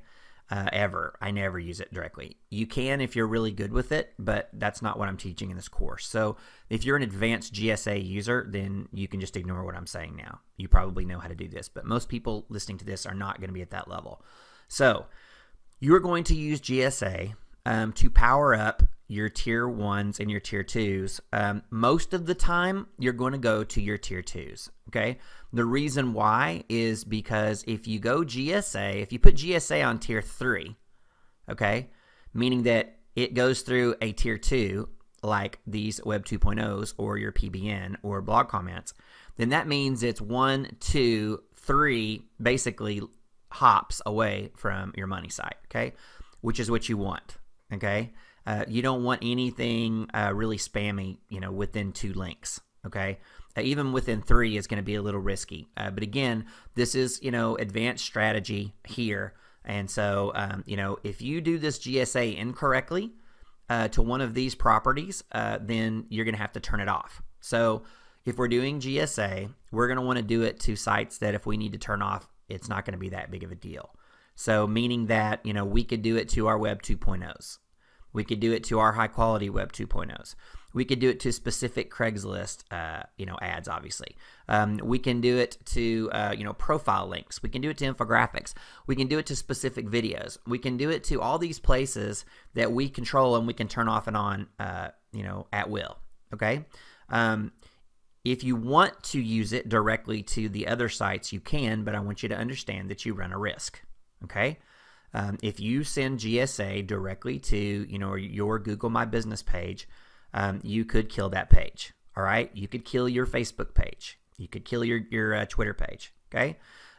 It's not likely, but it's possible. So again, I want you to be aware. I'm telling you most of the time, you're going to run it through, like a Web 2.0, okay? And let me tell you, here's kind of the rule that you want to follow with this, okay? The GSA money. So this is GSA if you're using money links. So let's say that you're doing GSA directly to your Facebook page, which has an anchor text link that's do follow going directly to your money page. Okay. So for this, argument's sake, this Facebook link is a do follow to your money page. If this is a do follow link to the money page, then I'm only going to send GSA non-money links, okay, and or no follow links to this page, okay? All right, because this is a do follow link, okay? So let's just say we're going to use GSA. Let's say that we are at okay, let's say we're at Google no, let's say we have an image here. And this image has a no follow link that's going directly to the money site that's non-anchor text. And non-anchor text, no follow link. Then we're very comfortable using GSA with money anchor text to it. Okay? So this could be, you know, best doctor in Dallas or whatever, going directly to this. Okay? So basically the rule of thumb is this. If the link that GSA is pointing to is follow and it is money, then you're gonna not want to GSA that link. Okay, so if you have a page, if you have a tier 1 property and it has a do follow link going directly to your money site, you're gonna not want to use GSA on that. Okay, now let's say that you have a no follow link on a high authority site. So like, you know, again, let's say your Google My Business. This just has a naked URL. Okay, if this is a naked URL and it's a no follow, well, I'm sorry, let's use YouTube. Okay, let's use YouTube. Okay, YouTube is all no follow links. Okay, so we have a no follow branded or generic anchor text link going directly to the money site. You can absolutely kill this with GSA. Okay, you can hit this with money anchors, with follow, no follow, generic brand, whatever you want to do. Okay, think of it like this: the no follow actually acts as a buffer for you. Okay, so whenever one of these is no follow, then it means that you're going to be able to use GSA on it. But if it's a no follow anchor, you're going to want to consider that. If it's an anchor text, even if it's no follow, you're going to want to consider that. Okay, so you can use GSA again as a tier 2 if you want. So it would be like GSA directly to Facebook and Facebook directly to money, but I suggest that you make it a tier 3. So again, that it goes through another buffer. Another way to do this that works really well, let's say that we take a Web 2.0 that's high quality. Let's say we have Wix. Okay, let's say we have a Wix or a Webs or Weebly or whatever. Okay, we have one of these sites that allows us to build out our own kind of site on theirs on a subdomain, right? What we can do is this. You can build out, so let's say you have a Wix page, okay, and you have the home page on your Wix page, and then you build out like, say a services page on that, okay? So it's an inner page, not the home page on your Web 2.0, your Wix. Then what you can do is you can put an anchor text link on the inner page, okay, and then put a follow link on the home page of the Wix, okay, and then blast the home page of the Wix with GSA, okay. And so what that's going to do is, the GSA is going to go to the home page, which the home page then is going to feed a link juice into the inner page, okay, and the inner page is then going to go to one of your inner pages on your site, okay. So again, that's kind of filtering it through. So the domain authority of the site like Wix on the home page is going to, some of that juice is gonna help filter it through to that inner page, which then that inner page is going to go to the money site. So again, I didn't plan on this being an exhaustive discussion on GSA, and we may go into it more later. But that's it for the strategy section. Again, not to beat a dead horse, but if you only do the orange links here, okay, if that's all that you've done, you are going to rank the vast majority of your clients, okay? I'm just telling you, I've done this for 10 years. I've been doing this for 10 years, and it works, okay? So in one of the next videos, I'm going to go over kind of the steps of how I do everything in kind of what order. And there's going to be a point where you're going to do a certain amount of things, and then you're going to wait, okay? And after a period of time, then you're going to evaluate your rankings. Then if you're not where you need to be, that's where you're going to want to start looking at some of these tier 2 and tier 3 options. Okay, so that's it for this strategy video, and I will see you in the next training.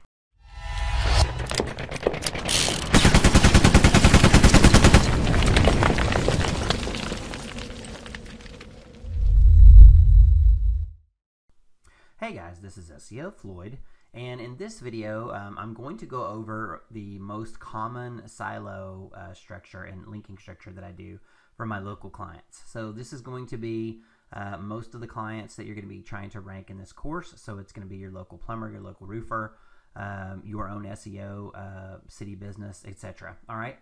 So for this example, what I'm doing is I'm sticking with our roofing example. So it's a roofing company that is in the Dallas area. All right. And so a couple of things I want you to notice here. So what I've got laid out is, so I have the homepage, and directly linking out of the homepage, I have a services page. I have an about us, a contact us, an area served, and then a terms and conditions, privacy policy, etc., etc. Okay. You don't have to have these exact titles, okay? And you know, area served could be locations, okay? It could be something else, right? This could be services offered, okay? There could be different ways that you name this, but what's important is that you understand how I do my linking, and that's because it's very important. This is one of the key reasons why you're going to avoid a lot of penalties that a lot of other people are going to get because of the linking that I'm teaching you. All right, so this is the basic structure. So again, we're going with the example of a roofing company in Dallas, okay? So I have a category, I have basically two silos here, okay? So one of them is the services silo, okay?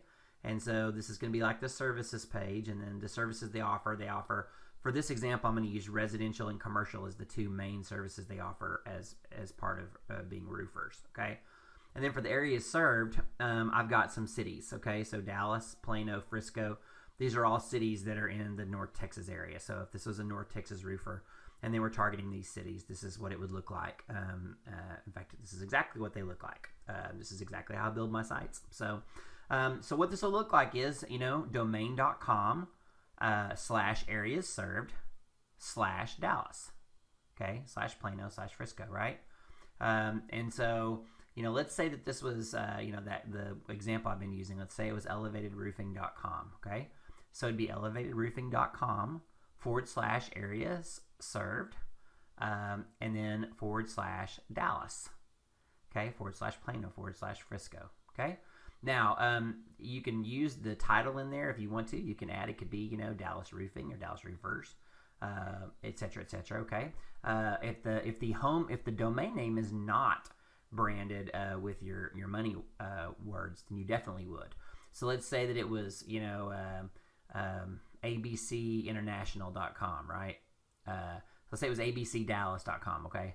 Or just abc.com, all right? So if it was abc.com was the name of this roofing company, then you would want to do abc.com / areas served / Dallas roofing / Plano roofing / Frisco roofing, okay? So we just don't want to over optimize. I know that in some courses you've seen some of those silly looking URLs. Just ignore those, okay? They don't convert any better than what this does. This is exactly what Google wants. If you go through Google Webmaster Tools training and go through their guidelines, what they want is a very simple site structure which is logical to them. So if you were to go to this site, if you were a customer and you were to just land on this site, then, you know, if you see the area served, it makes sense that underneath that would be the locations, right? Just like if you went to the services, underneath that would be the different things that you sell, right? So if this is a services company, but if it was a products company, you know, it would be organized a little bit differently, but the basic concept is the same. So what Google likes to see, Googlebot specifically, is it likes to see a site structure that is logically ordered the way that it wants it to be logically ordered, okay? So if this is a services company, what it likes to see typically is that serves an area, it typically is going to be domain / areas / specific area. So like I've set up, so domain / areas served / specific city. Now if this was a product website, then it would be a little bit different. What it would like to see is category and then product. So if you think about big sites that sell products online, then what it wants to see is, you know, walmart.com / electronics / televisions. Right. Now, of course, we're talking about Walmart, so the chain would be a lot longer. And I know that you know that, right? But I'm talking about, you know, a small business, not Walmart.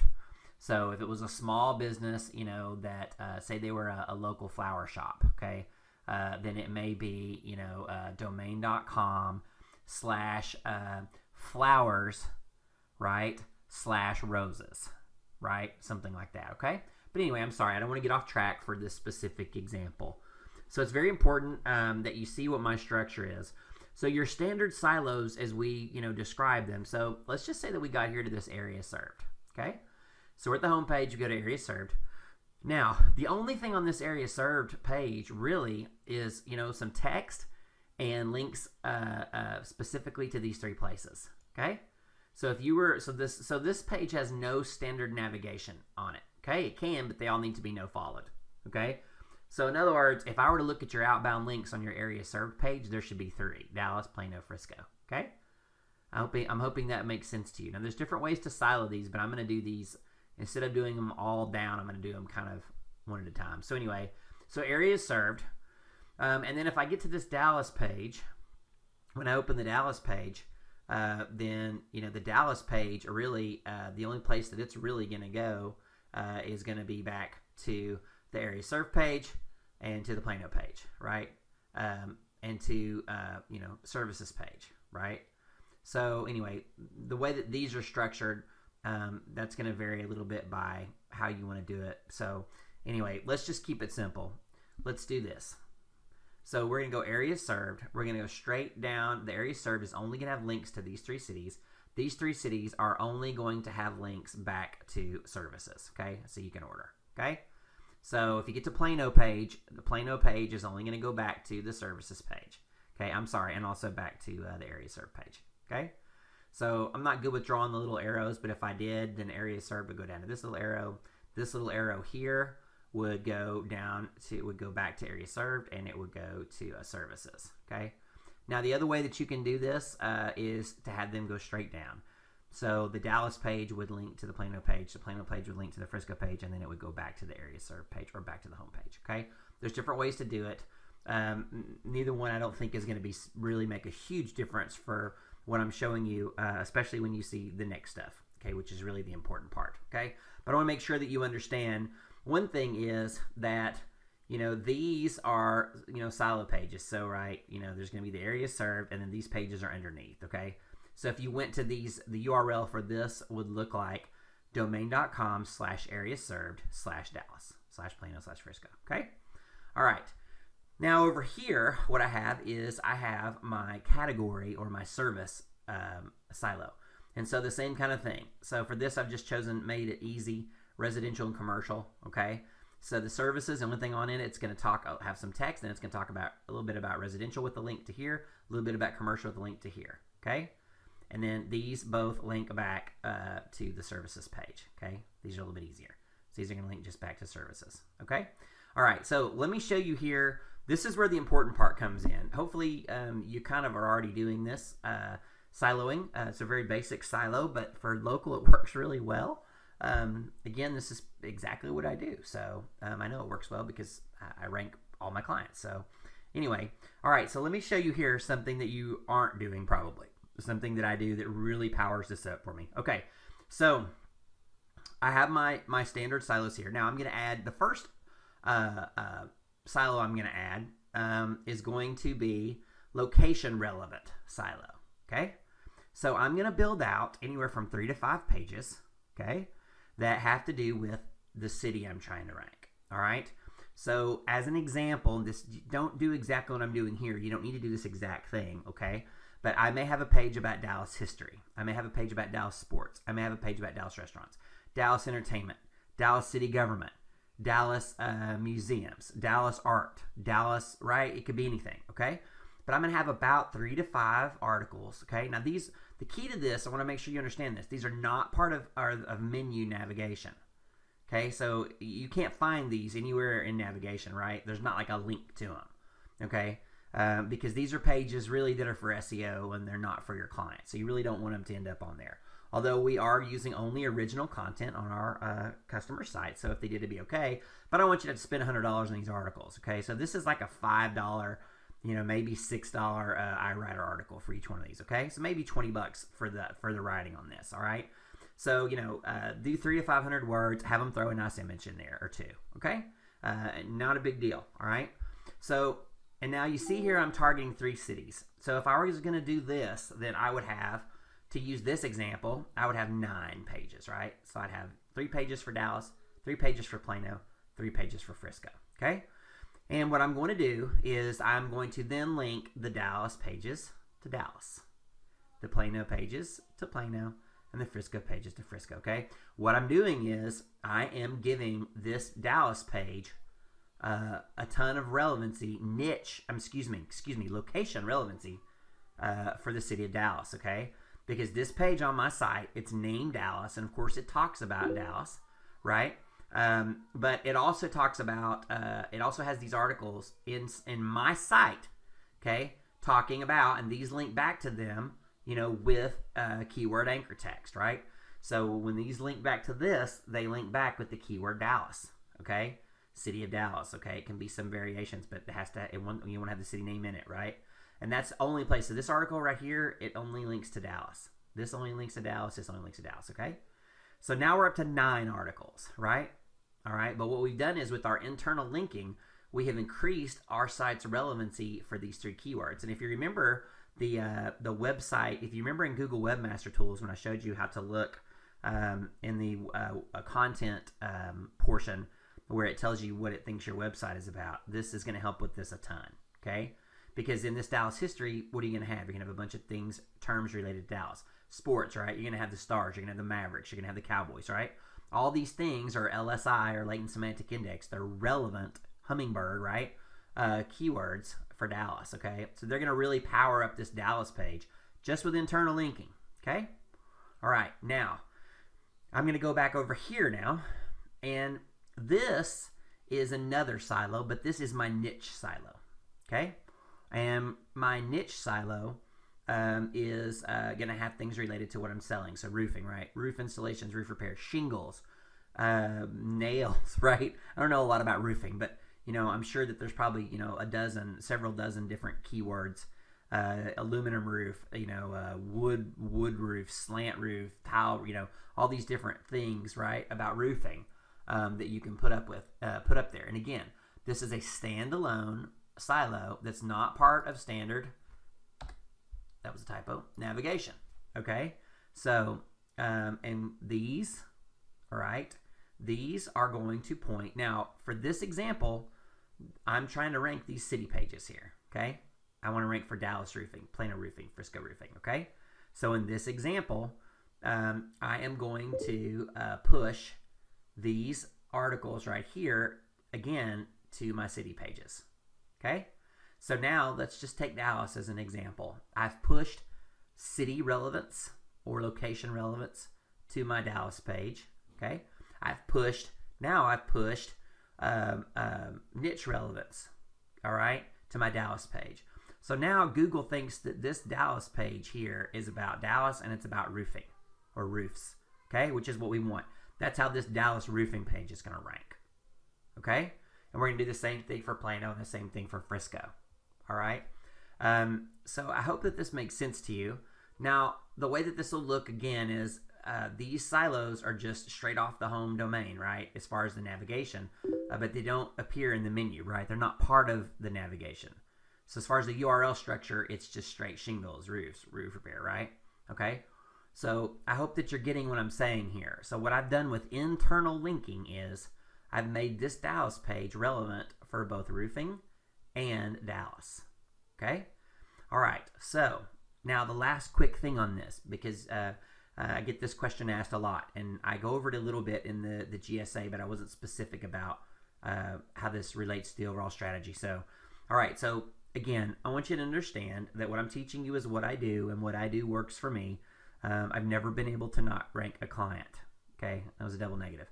I always rank my clients. I have never failed to rank a client. Okay, using the exact same techniques that I'm teaching you here.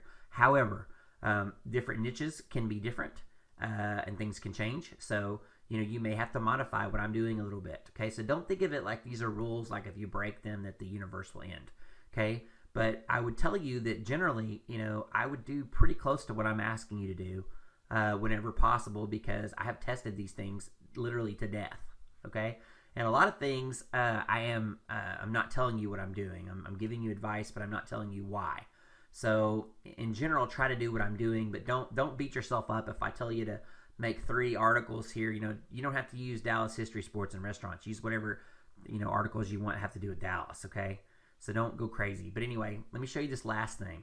All right, so all we've talked about so far is internal linking, okay? Now I want to talk about the external linking, okay?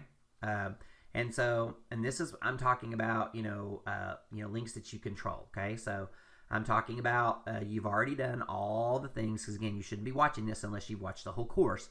You've already built all the properties up that I've told you to build, okay? So this is the end, this is not the beginning, okay? So now you are at the point and you have not ranked, okay? So I should have said that at the beginning of this training. I apologize. This video is meant for if you have done everything that I've trained you so far and you've waited, 4 to 6 weeks, okay, and you're still not where you want to be, all right? This is what this training is for, okay? Most of the time, you don't have to build out all these extra stuff, okay? If it's competitive, you want to just go ahead and do it anyway, right? Because you're going to need to. But if it's a local keyword that's not got a lot of traffic, a lot of competition, typically, this video you won't even need to look at, okay? So again, I apologize. I should have said in the beginning, this is for after you've already done the basics and, you haven't ended up where you want to be, okay? Say you're on page 2, or maybe you're even on page 1, but you're at the bottom and you want to move up, okay? All right, so here we go. Last thing. All right, so to the home page here, I am sending brand and naked anchor links, okay? That's it. That's all I'm sending to my home page here. So if this was, again, using my example, if it was elevatedroofing.com, I would send links that say elevated roofing, elevatedroofing.com, www.elevatedroofing.com, elevated roofing company, all these things, just brand and naked anchors, http://www.elevatedroofing.com, okay? And there's 8 variations of a naked anchor, okay? So use all of them. So, a variation meaning, there's http://domain.com, then there's just domain.com, then there's www.domain.com, right? If you go through, there's 8 variations of a naked anchor. And then you can also use capitalization to make it infinitely more. But that's all I'm sending to the homepage, okay? All right, now, this is very important, so please pay attention to this part. The areas served page, right here, okay? I'm sending location anchors to this one, okay? So to this area served page, I'm sending all the North Texas links, okay? So as I'm going through, and I didn't make it with my initial set of links, let's just say, they weren't powerful enough to get me where I wanted to go, then if I find some nice location links that are relevant for North Texas that I can get, let's say I sponsor a charity and I get a link, a nice link from a local Dallas charity, that would be a good link that I could send to this area served, okay? So again, area served is location anchors, okay? All right, services over here in this, okay? This is where we're going to send our niche anchors, okay? This is where we're going to send our niche anchors to. So these are going to be anchors about roof and roofing, okay? So, let's say that we find, again, this is phase 2 and hasn't worked. Let's say we decide to buy a subscription link in a roofing directory, okay? Then we could point it to the services page here, okay? And so, again, niche anchors. Now, I'm pretty sure I said earlier, but in case I didn't, this services is linking to these pages, right? Okay, these are all going through too, okay? Services are going through. Okay, so again, I'm not good with the arrows here, but that's why we're sending the niche anchors here, okay? We're sending the niche to the services, which are going to bleed over to the city pages, and we're sending the location anchors to the area served, which automatically bleeds down because it's part of that silo, okay? All right, and then the last one that I want you to go through is going to be the city pages themselves. Okay, now, a lot of people, one of my, my claim to fames is that I've never had a site penalized, okay? I've had customers who come to me with penalized sites, so I actually know quite a bit about how to recover penalized sites. But I personally have never had a site get penalized intentionally. I mean, unintentionally, I do for testing. But I've never had a site that I wanted to rank that got penalized, okay? And the reason why, one of the main reasons why, is because of the way that I do my links, okay? Also, of course, as you guys probably know, I'm a nut about PBNs, about keeping them safe. So, all right, so the city pages. I'm only going to send maybe 1, maybe 2, maybe 3 links to this page on average. Okay? And they're super high quality links. Okay?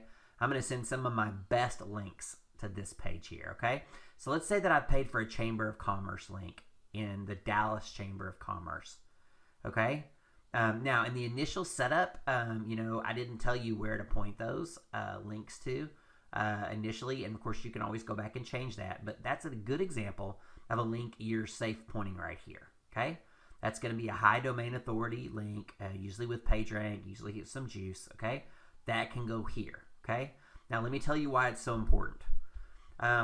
Penguin is getting more, Google Penguin penalty gets more people than any of the other algorithms or any of the other penalties lately, okay? And Penguin is mostly, of course it's not completely, but it's mostly about backlinks, okay? And so you can pretty much 100% avoid Penguin if you do what I'm telling you here, because the only pages that you care about ranking are these city pages, okay? All right, and the only thing we're sending to these city pages, right? The only external links we're sending are what? Super high quality, maybe 1, 2, or 3. Okay, so it's pretty much impossible, you know, to send, you know, 3 or 4 high quality, you know, real legit links here and come up with a Penguin penalty. You're not going to get a Penguin penalty for having a Chamber of Commerce link. Okay, it's just not going to happen, right? The reason why people get penalized is because if they're trying to rank this Dallas page, then what are they doing? They're sending a bucket load of PBN links, you know, to this page, right? Or a bucket load of, you know, GSA links or whatever their favorite, you know, the 301ing domains, you know, whatever their favorite little flavor of the minute is, okay? They're doing all these little fun, nasty little things, and, you know, they like playing the little games, right? And what happens is, you know, most of the time they get caught, okay? Most of the time they get caught, they get spanked, all right? So what I'm doing here is the power that's going to this page that's actually ranking it is from the internal linking, okay? It's the internal linking that's doing it, all right? So let me show you the last little thing here. So brand and anchor links that come into the home page, okay, sift down into the areas served and they hit Dallas, right? They sift down into the services and they hit Dallas, right? Okay, so those come directly in. Any links we send to areas served, right, sift in and hit Dallas. Any links we send to service, sift in and hit Dallas, okay? All right, and we've already talked about the links, specific links. We just talked about the ones to build here. Don't forget, though, you get these suckers over here, too. All right? So I can build links to these Dallas history, Dallas sports, Dallas restaurants, right? I can build links to these pages. Now, what would happen if this page got penalized? I mean, I'm not going to teach you to do anything crazy, but just for argument's sake, let's say that, you know, you went kind of overboard on this. Then you kill it, right? That page is dead. It's gone. It no longer exists, okay? And then if you just happen to get a penalty, which again, you shouldn't if you're following my training, but let's say that you buy somebody else's course and they teach you some cool black hat techniques, you know, that'll rank you in 10 minutes, right? And so you decide to do something stupid on this page. Well, if you do get it killed, then it's no big deal, right? You just move on, you create a new one, and you link it back, right? So we're still good, okay? But what you do want to do, you can build high quality links, you know, to these articles here. And by high quality, I mean, you know, they don't have to be, you know, the same kind of links we're talking about, like, you know, Chamber of Commerce links, but like you can build out, you know, Web 2.0s that have good, you know, quality content on them, right? Some high quality, you know, Web 2.0 sites, you know, you can use that you could put articles on and put links back to these. Those are perfectly fine, okay? And then off of that, then you can get a little tricky if you want to get a little bit tricky, okay? So we're talking a little bit about, you know, this is kind of phase 2 stuff, right? So the first stuff didn't work. So let's just say for argument's sake here, so Dallas, if this Dallas history page points directly to this, then this is a tier 1 link, right? If this page links directly to this, then this is a tier 1 page here. Then what I can do here is, let's say that, and I'm sorry guys, I'm running out of room. Okay, let's say that this is a Wix page, okay? All right, let's say you have a Wix site, set up here, okay? And your Wix is pointing to this page, okay? So then that makes Wix a tier 2, okay? So then you can come out here. And again, guys, sorry I'm running a room here.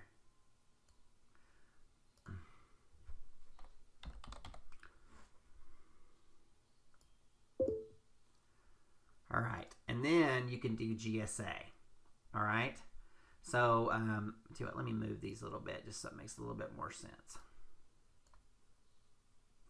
All right, so don't forget that I'm moving these, all right? But just to show you what this would look like. Okay, again, I don't know how to do the little squiggly arrows. I probably should learn, okay?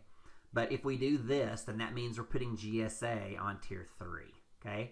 This is tier 1, this is tier 2, this is tier 3, okay? And this is going to be fine. Now, again, we're not going to go crazy and blast this Wix with 8 billion links, okay?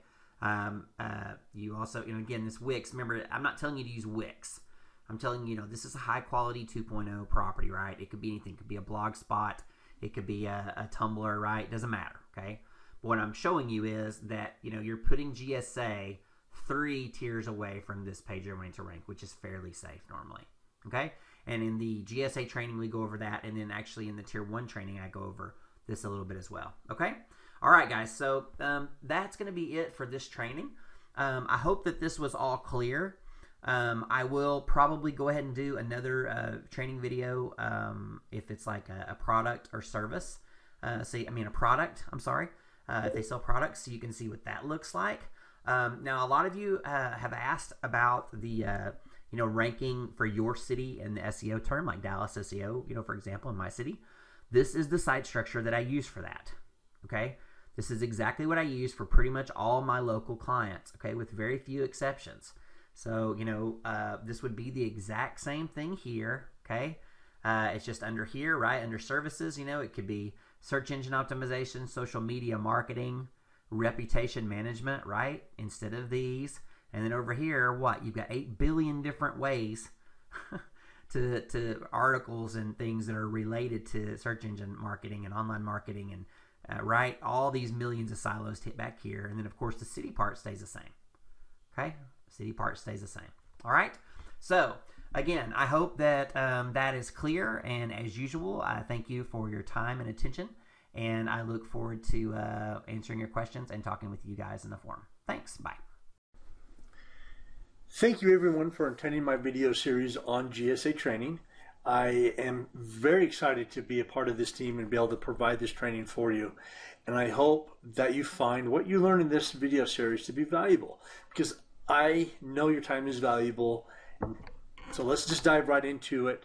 The point of this video series is to teach you GSA, not to make you the all-encompassing expert, but to get you comfortable enough that you can start immediately building your own campaign and being confident that you're doing it right. So here we are. The screen that you're seeing right now is my dedicated server. Just a quick little note that some SEO VPNs or VPSs may not allow you to run GSA on them because they are so system intensive that they will bog down your account and everyone else's account that's on that server. So they may ask you to upgrade to a dedicated server, which was my case as of a couple months ago. I will not do any recommendations as far as companies in these videos. The information is out there. All you have to do is Google it. Go to our Facebook groups, anywhere you want. There's that information, but you will not get it here in the video. So let's dive into it. I've got GSA open, and let's look at the different elements of the screen so you know what everything is. First of all, over here in the left upper corner, this is your project window. This is where we organize, build, and track the progress of all your projects. It's a great way to also organize it by client, by project, by niche, I don't know, but you can organize it through this system, and it's a great way to do it through this screen. Over here to our right, This area is where we control the settings, building new campaigns, and this lower section, this is giving you what's going on second by second. It's going to give you a list of all the links that were submitted. You can check on them and see what's going on.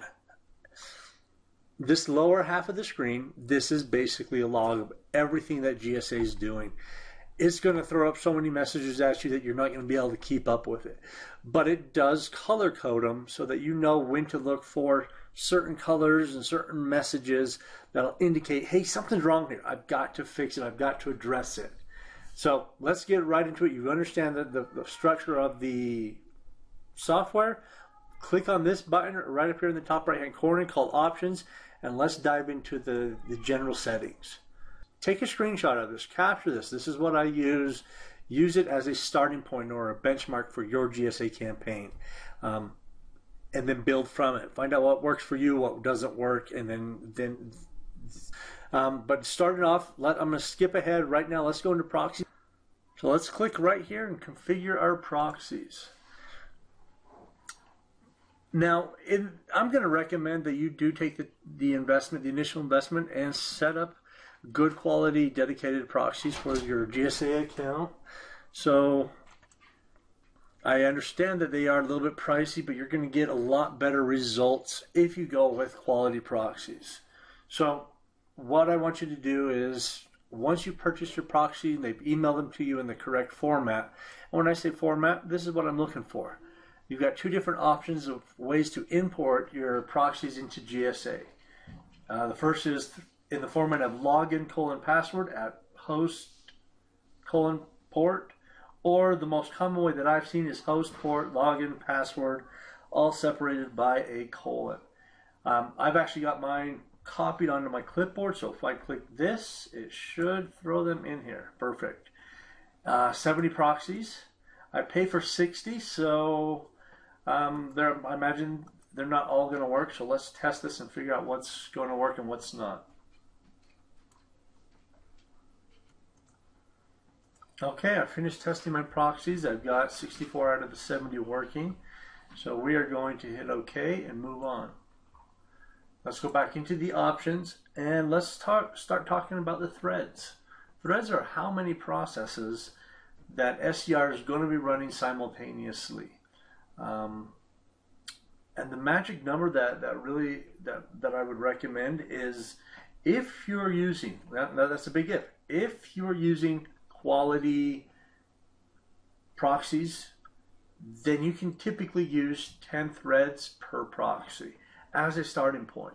So in my case, I've got 64 proxies, so 640 threads is what I'm going to start with, and then work my way down or up based upon my links per minute and CPU usage. I want you to look at the next setting is the HTML timeout, and you'll find it right here. I'd recommend a setting between anywhere from 120 to 180 seconds, so 2 to 3 minute timeout. And what this is the amount of time in seconds that GSA SDR will keep a thread open while waiting for the website to be verified. So the lower this is, so if I switch this down to 2 minutes, you're going to get a lot higher links per minute. But your verified links per minute will drop significantly. If a site takes longer than 2 minutes to provide GSA that verification, after 2 minutes, GSA gives up and says, forget you, I'm done waiting. But if we go up to a higher HTML thread or timeout, you'll get less links per minute because GSA is focusing more on the verified, but your verified links will increase.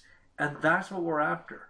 Links per minute is great, but it all comes down to how many verified links per minute can we generate.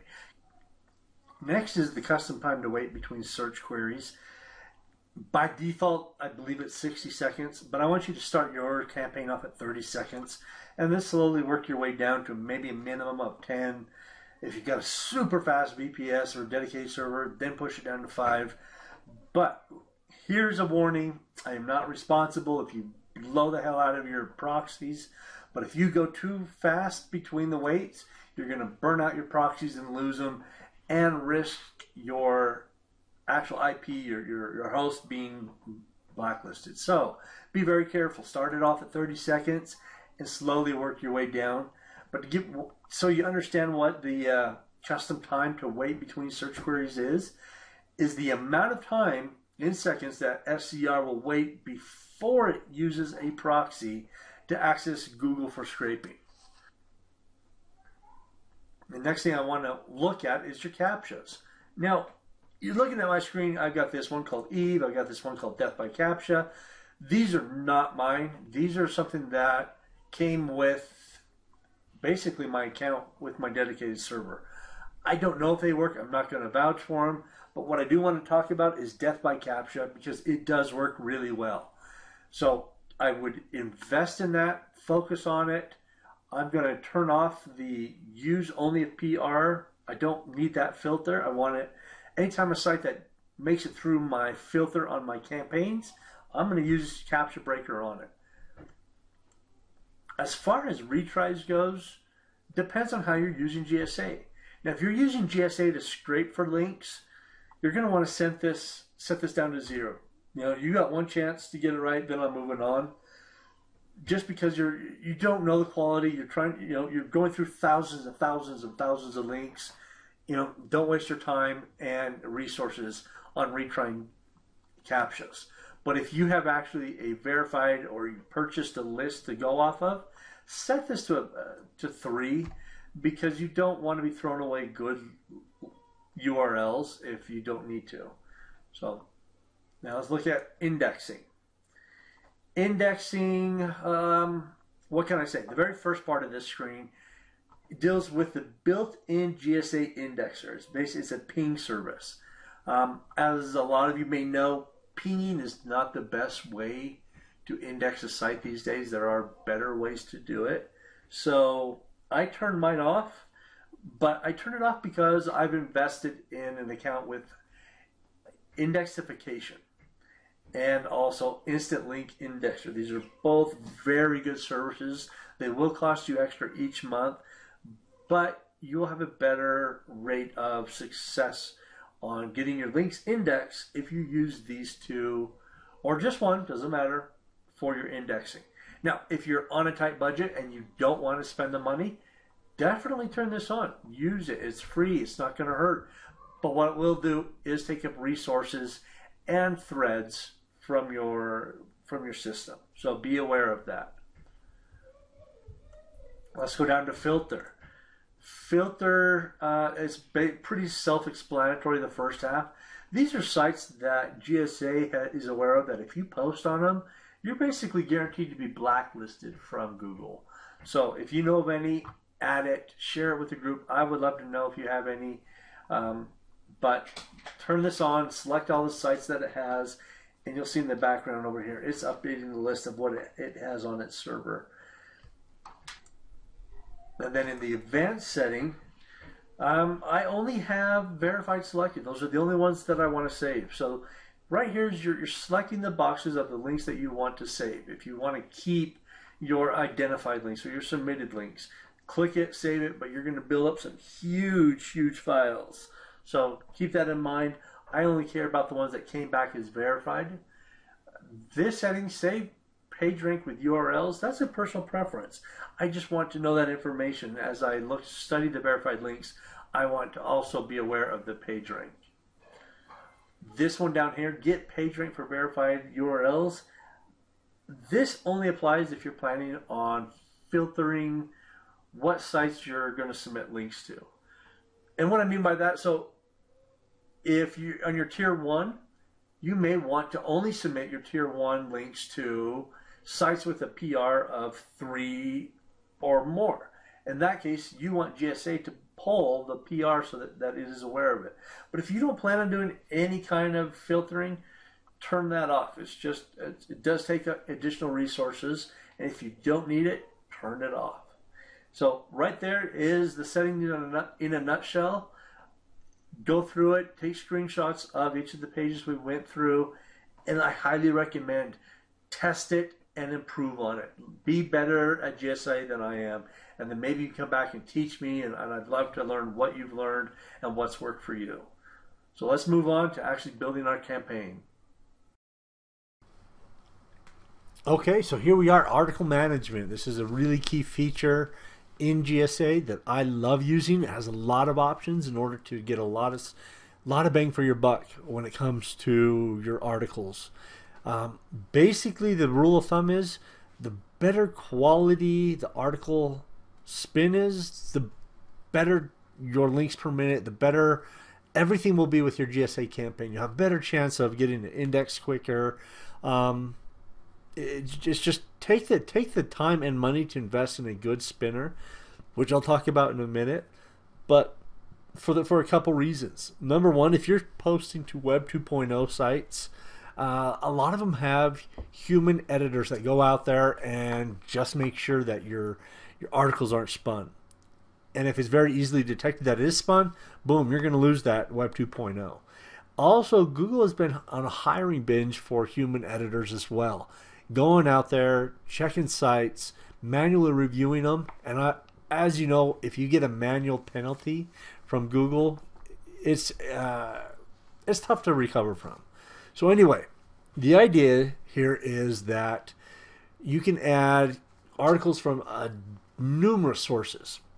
My preference is this one, Article Builder, and as a second option, Content Machine. Now, why I have a second option is because sometimes Article Builder, let me come down here to it,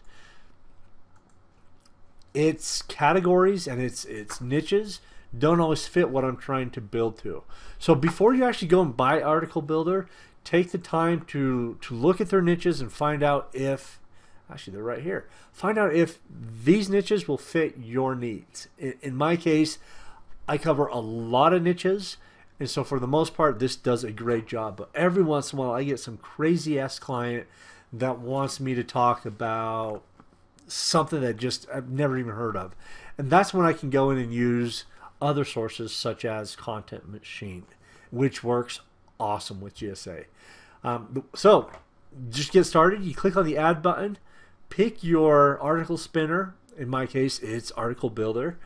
You put your credentials in there, and then you simply pick the category you wish to use. So let's say in this one I want to do Facebook marketing. I want my articles to be roughly 600 words, and I want 10 of them. I want each one of them to be spun, and I simply hit OK.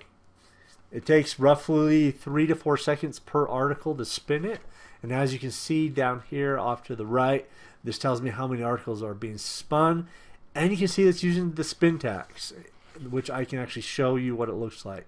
So if I want to preview it,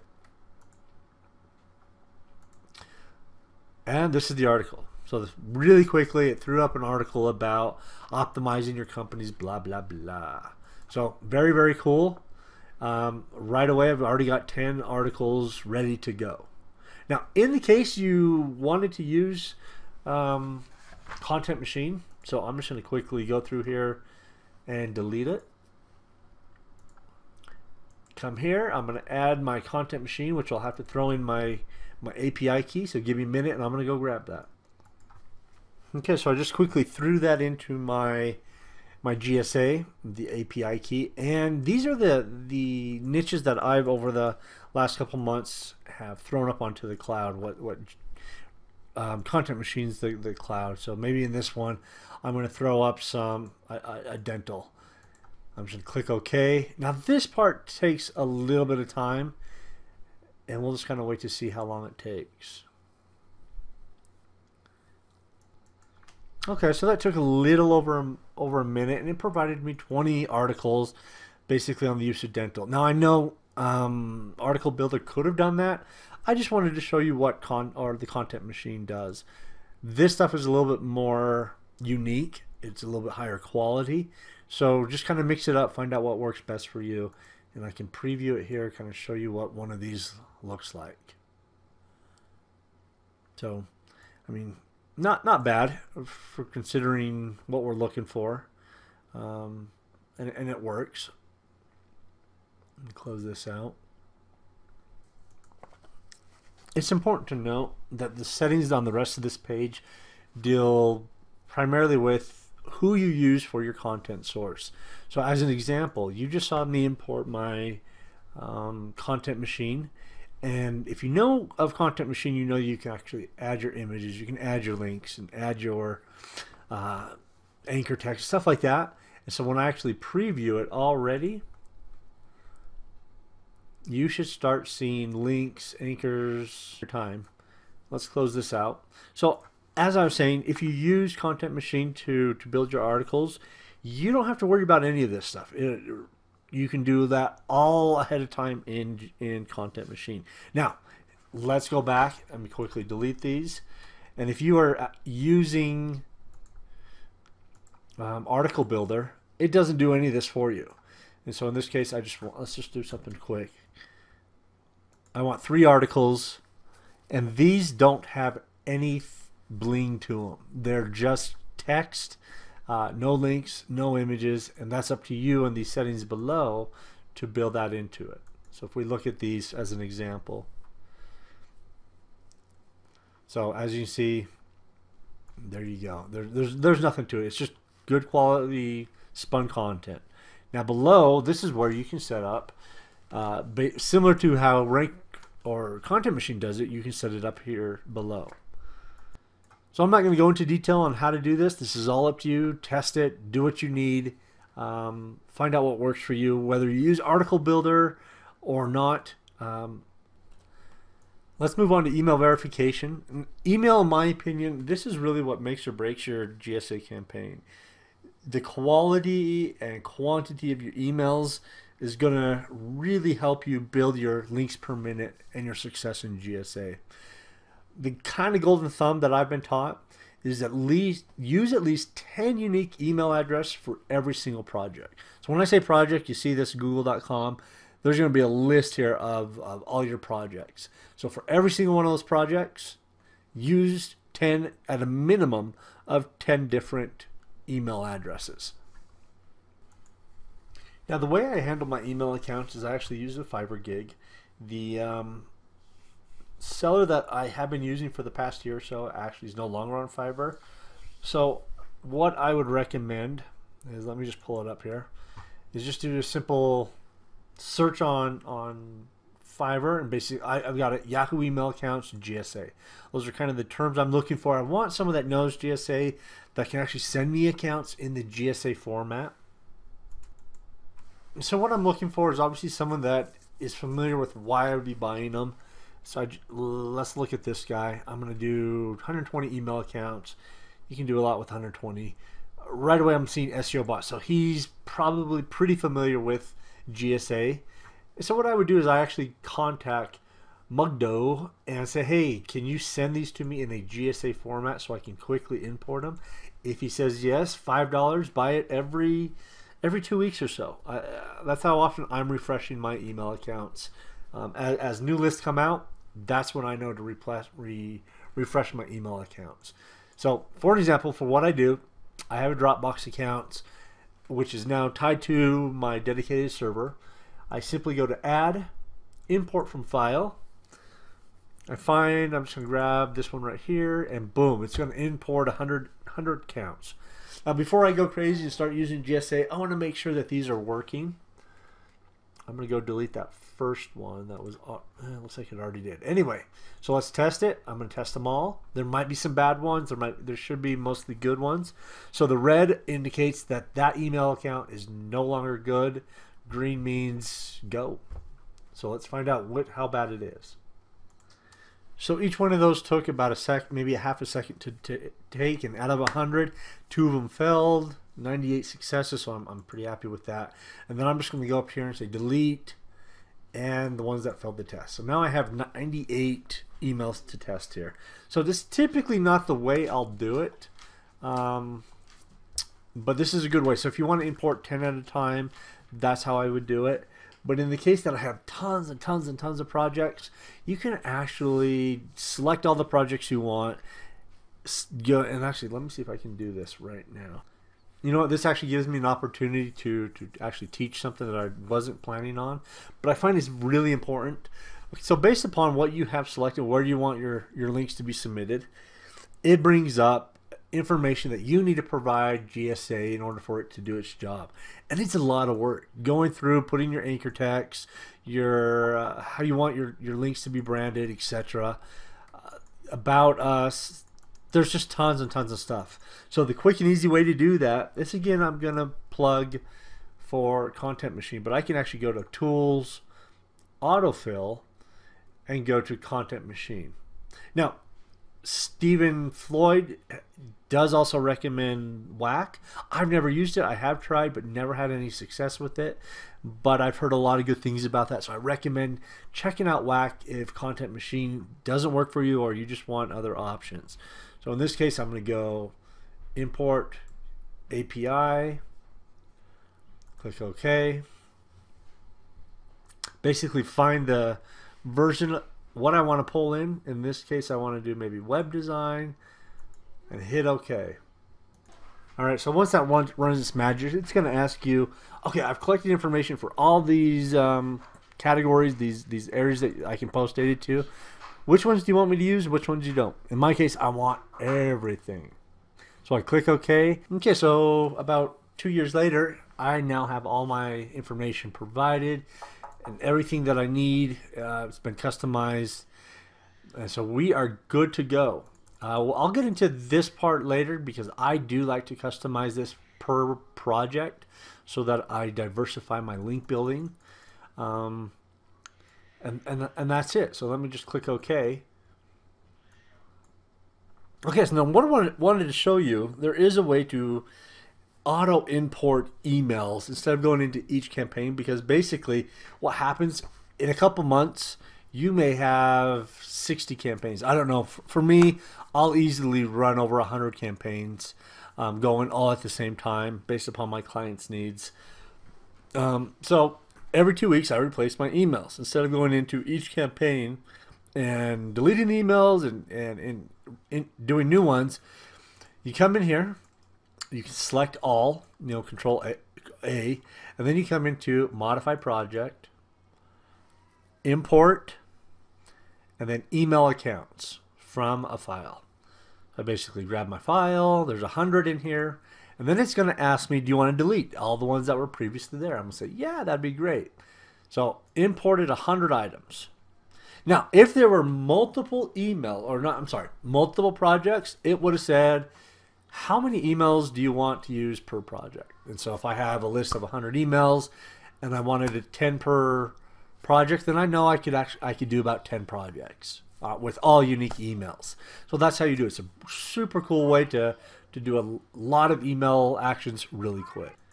And then going back into the email settings, some of the things you need to be aware about.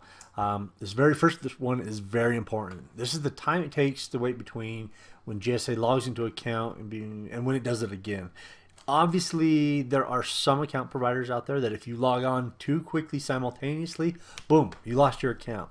So 900 seconds is a good place to start. Some of the guys on the GSA forum are going to actually recommend going higher on that, but I'm comfortable with 900 seconds. And I do really well with my email accounts for lasting for as how much I'm using GSA. Second one, use proxies. This is a fail-safe, a redundant option, because in your general options you set up if you're going to use proxies. This would just be an additional layer of protection. I don't know if it's an overwrite of the general settings, but it doesn't hurt to have it on. It doesn't hurt to have it off. So play with it. Find out which ones get you better results with your proxies. Now, deleting messages. This is all up to you. If you have a catch-all email account, you probably don't want to use delete all messages. So just kind of play with it. And that's that. This is setting up emails. So the trick is use quality emails. When I first started with GSA, I had an Account Creator Plus application that created Outlook accounts. I think that's what they were. And they were burning out so damn quickly. I actually switched to these paid Yahoo accounts, and they will last weeks and weeks. And it's totally worth the $5 that I spend on them. So that is creating articles, setting them up, and managing your emails. Okay, let's see how this goes. It's Halloween night, family's home, kids are all high on sugar, so hopefully this background noise won't be too distracting. So this is the last video that I'm going to get out for this course. So let's go over the data settings for your articles. This is going to be unique to each of your projects. So if you do a project on horseback riding, it's going to be different than this one that's currently based on website design. So number one, your URL. This is your target. You can set it to have one URL, or you could actually come in here and add hundreds of them, each one being its own individual target, which works great as long as they're all in the exact same niche. So if you have a website design company, you've built a PBN of 50, 60 domains that are all about website design and stuff like that, then you would want to probably put your PBN all into one project, or into maybe 2 or 3 projects. But this is how you would group it together. But if you were just trying to build up one particular URL, this is how you do it. A couple of things that I use. I do use the clear all, edit all. You can pull from an RSS feed. Words cited to just do your domain name / feed is going to basically allow GSA to pull in the entire websites, every single link as being a potential target. And hence the idea is you're building the PR, well, not the PR, but the PA of every link on the page. So obviously, bad idea. I would never use this on a money site. Don't even let it touch a money site.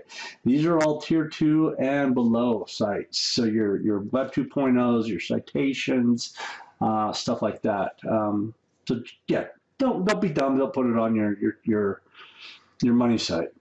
So anyway, let's go on. So very first setting that I have is use a random URL. That's always checked no matter what. Next thing, use URL variation. The default, I believe, is 20 on this. I crank it up 100%. As much as often I want every URL to be different. So that's the setting I have it. As far as keywords goes, this was when I went to tools and auto-filled it from GSA. That's how this was populated. Now, if you were scraping your own URLs, the more keywords you have here, the better your scraping will go. It's recommended that if you're scraping, you have at least 10,000 keywords that GSA can pull from. So just keep that in mind. Now, here's the settings that I use. I'm not going to go over the ones I don't use, but use collected keywords from sites. Actually should not be checked. I don't do that since I use generic keywords. But so this is how I set up. Now, each one of your projects, you're going to want to customize this section.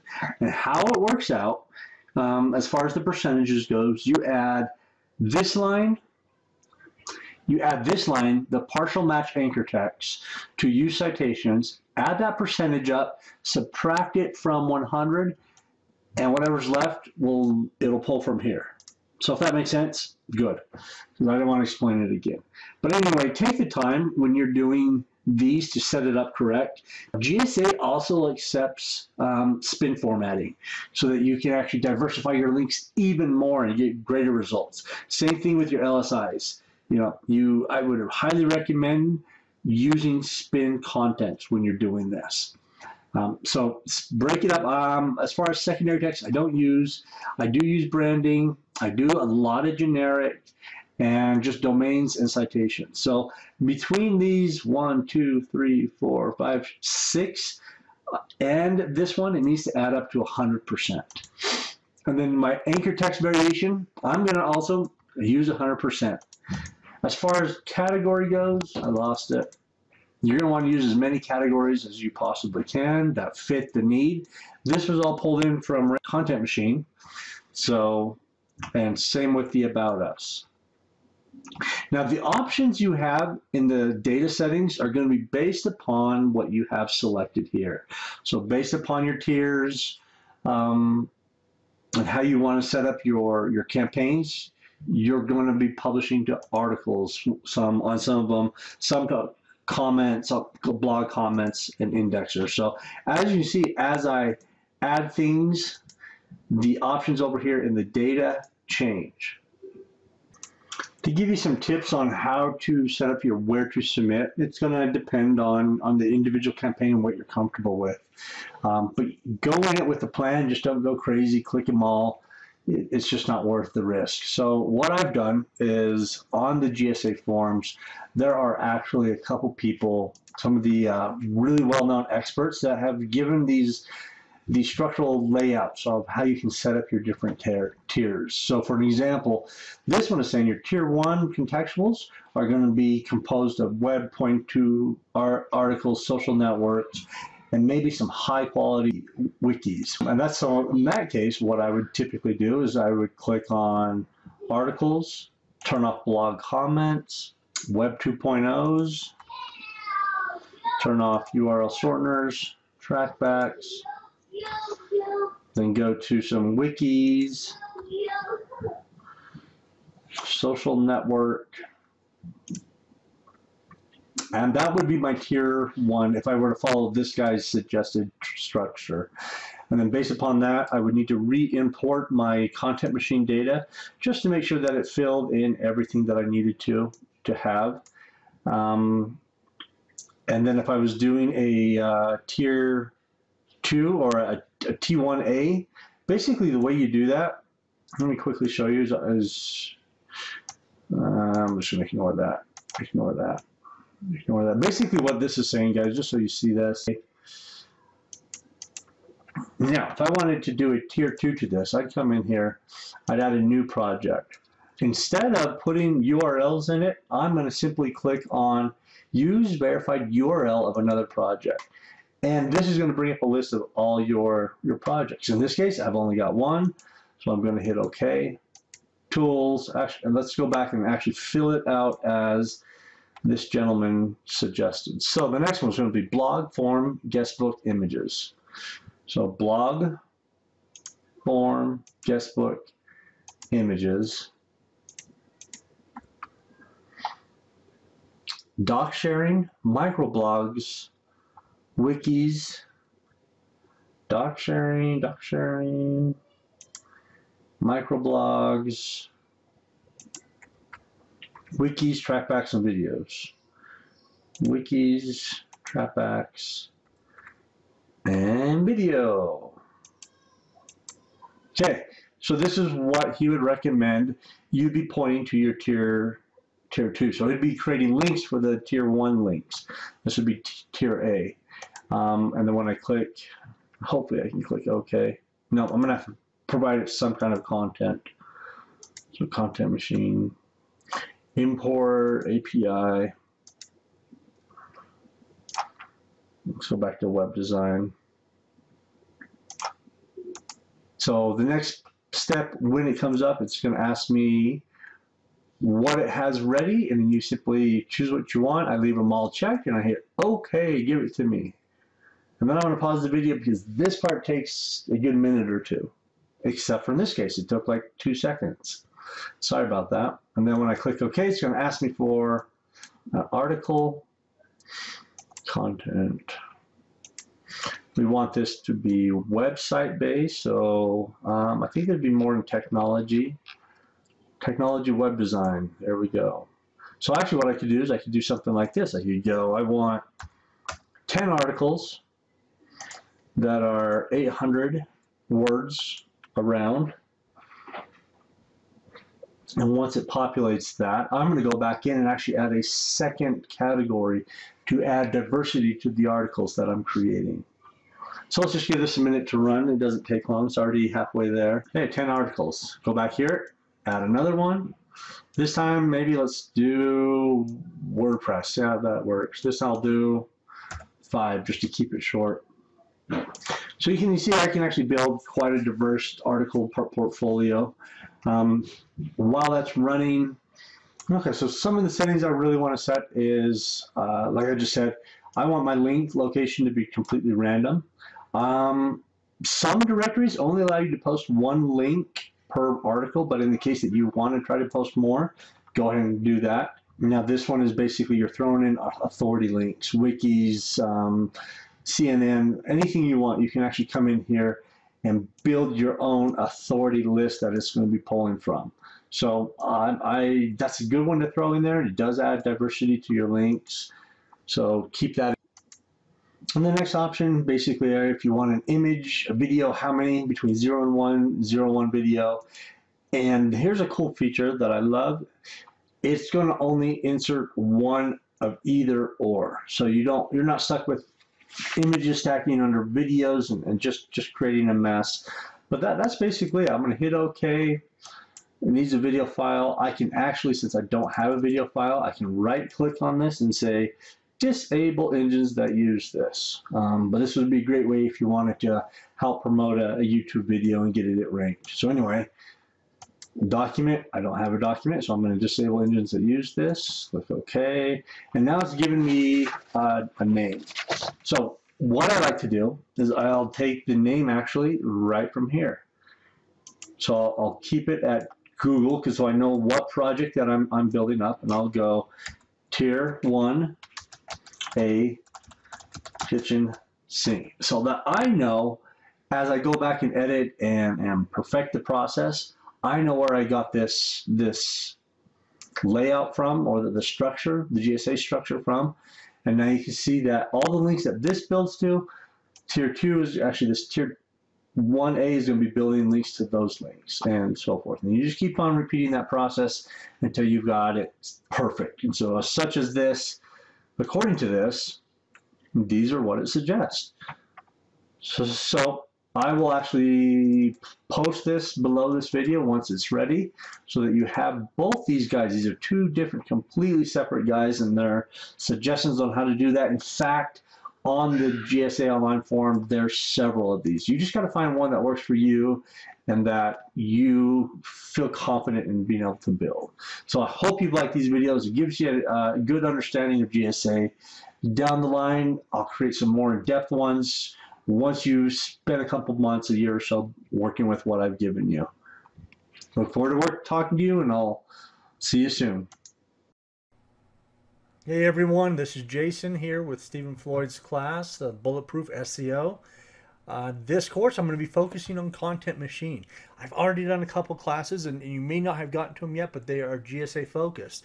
Now, one of the partner programs for that help you get better results and links per minute is Content Machine. It's a beast in what it can do. The idea behind Content Machine, and this maybe video or two, is I'm going to teach you guys how to generate unique, relevant content for your SEO campaigns. I'm also going to show you how to add images and videos and contextual links. And in addition, you can also control the quality of your content. Maybe for some sites you want higher quality and some you don't. You know, there could be a lot of reasons, but I'm going to show you how to take advantage of Content Machine's features so you can maximize its potential. I'm also going to show you how to import it into GSA so that you can start utilizing its features right away. So first thing I want you to do is, I don't have an affiliate link or anything like that. Just Google Content Machine, and here's the website. It's going to take you to landing page, whatever, it's up right now. And scrolling down to the bottom, you know how SEO guys are. We like to be very wordy in our landing pages for some reason. So I've learned to kind of skip to the nuts and brass. And here is the options. You can buy a monthly subscription for $37 or lifetime license, which I highly recommend. And right here, if you act, I don't know when this ends, but for $217, that's a screaming deal. I mean, I bought my license at $357 over a year ago. So take advantage of this offer at $217. So anyway, get it, grab it, buy it, download it. Now, I run this actually on my machine. This is something you can run on a VPS, and it might be a good idea. But I use it enough to where I don't want it on my dedicated server. So anyway, let's get right into it of how to use this system. I'm going to minimize this browser. So when we open up Content Machine, so this is what it looks like. One of the things, let's go over really quickly. There's a lot more to this than what the home page indicates. I do want you guys to pay attention to this tools section of this application. There's a lot in here. that a lot of people seem to forget about. But I want you guys to pay attention to it. Some of the things you can do is generate articles about me, spin words, unspin articles. So there's a lot of things that behind the scenes that does, it kind of does mini jobs. So don't forget about it and use it whenever it's applicable. So moving on to the second video, I'm going to show you guys how to use this and set up your first SEO campaign with Content Machine. Welcome everyone to the second video on Content Machine for Stephen Floyd's Bulletproof SEO course. Let's get right into it. So where I'm at right now, I've just launched the application. I'm going to click on new. The very first thing, we're right now getting ready to set up our first campaign. So as far as content source, I use the built-in article scraper. But one thing that's really important to understand is get your scraper settings in and taken care of. And what I mean by that is go out there and make sure you're buying quality proxies.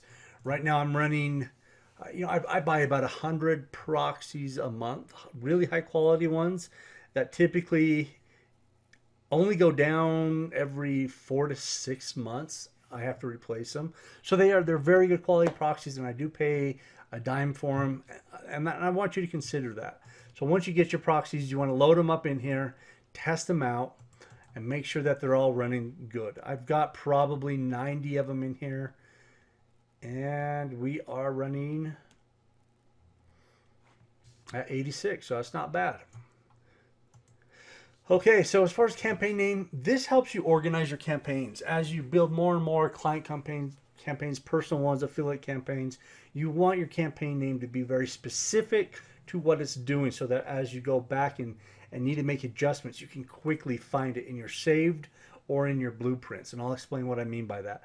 So for this first example, a lot of us are going after the dental market. So let's focus on building a dentist campaign. So maybe for this one, my dentist is going to focus on, what would it be? Let's do clear and invisible braces. That's kind of what this guy wants me to focus on. So dental, clear braces. As far as the keywords go, these are ranked by importance and how Content Machine interacts with them. Your main keyword is going to be Content Machine's top priority. And so for this one, let's go with a brand name, something very recognizable, and go with clear, correct braces. Another one is going to be an LSI for the type.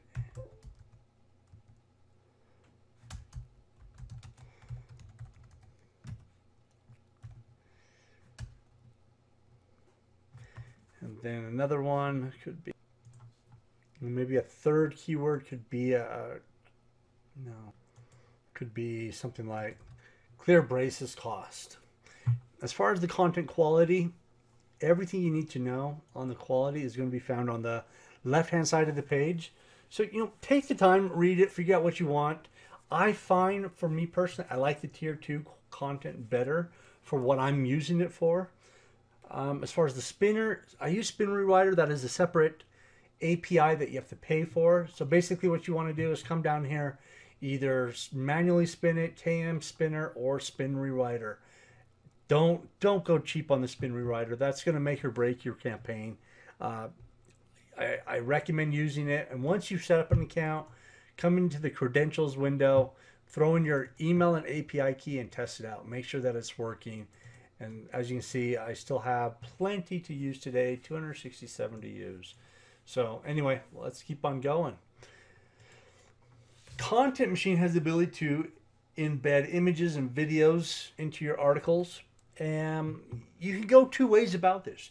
As you know, or you will find out, GSA also has this ability. So if you're using Content Machine to build your articles or to create your links, you may want to test it out. Find out which system does a greater variety of videos and images. Is it Content Machine? Is it GSA? So maybe for this one, I'm just going to choose, I want one image or a video in my article. Come down here, click Next. Now, this is where we actually build the links. Again, We can do this in GSA, and it's almost more simpler in GSA. But if you're using programs like RankWiz, this is a good time to get a good platform of keywords and anchor text to use for your links. So basically what you do is you come down here from contextual links. How many contextual links do you want? Obviously, these are the ones that we all go after. We want contextual links, high quality contextual links, and then maybe we want some random body links. So I'm just going to throw in there. This is where it starts to build my list. So what I'm going to do is for the main keyword, my contextual links, double click it right here. And this is where I throw in my client's domain and maybe a handful of other inner pages that they want to build the page authority. And then I'll come in here and I'll paste in there some. All right, so what I want to do is from here, I want to add in multiple inner URLs that I want the client to rank for.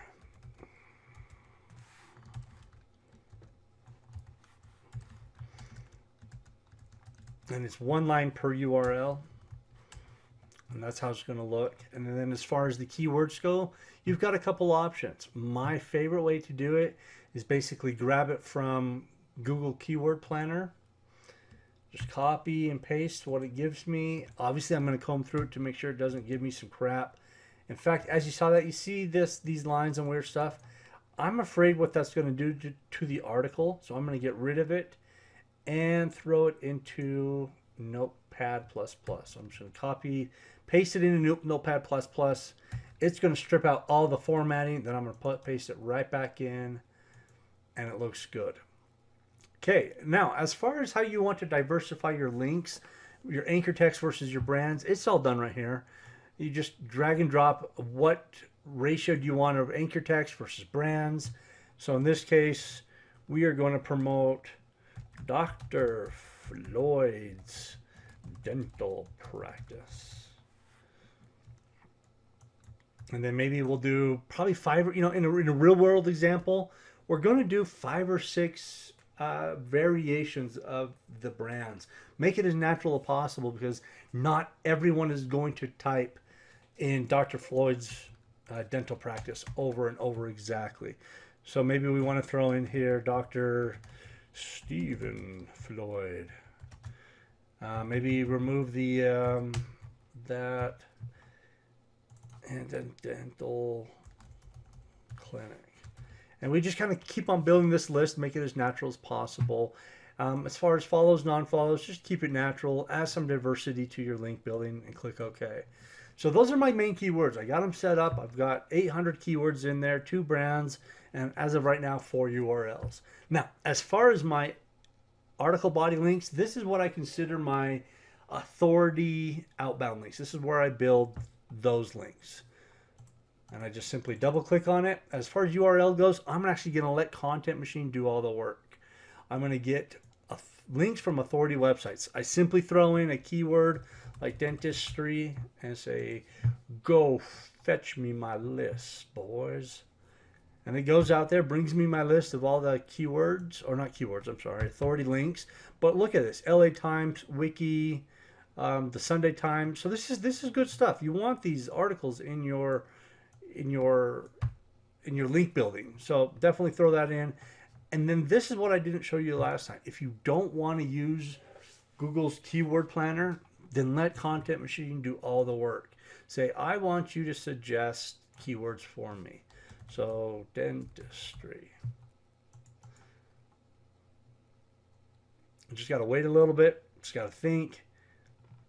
And here we go. I'm just going to select, I'm going to right click, select all, and then hit OK. Now, at this point, as you can see, my keyword variation, everything starts with dentistry. Well, not everything. Look at that. They actually have improved that. That's good. So maybe you want to actually come in here, suggest some more as something like teeth care. Anyway, you can keep on building your keyword list using different variations. and add them to your list. And you can keep on doing that with your URLs. So anyway, I'm going to kind of add some variations to my anchors versus naked URLs, and then some follow to no follow. And there we go. We got our campaign built. It's ready to go. Now we need to tell Content Machine what you want to do with it. So you have a couple options. Number one, as I suggest, once you're happy with it, save it as a blueprint. This tells you that for future campaigns, if you like the format of this, meaning that you like the way that the Tier 2 works, Spin Rewriter works, you're going to use images or a video, you like using one contextual link and one article, you know, basically it'll save this as a template. Then you come down here, save it as a blueprint, and say GSA blueprint. Now I can always use that. I don't have to build this from moving forward. All I have to do is input the unique data that is for that campaign. So anyway, now the actions that we want to look at, the two that I use the most is build and post and send to the cloud. Right now, we're going to focus on send to the cloud. Build and post, that's more for if you're using RankWiz, which we can get into later based upon the demand. So if not, let's just focus on this. So I'm going to click send to the cloud. And then as you notice, it's thinking I'm using the leading article. So at one point it did switch it over. So I'm going to cancel that out, go back to the home page, change this over to the built-in scraper, and go back to next, send to the cloud. Okay, this is the part that takes a long time. It's going out there searching for content, scraping images, videos, and then it spins it all. And it's spinning hundreds and hundreds of articles for you. So you just got to be patient. In fact, I'm going to time it, put the video on pause, and let you know how long it took. Okay, so getting back to this, looking at my clock, it is now 21 minutes later, and Content Machine is completely done finishing the scraping and the spinning.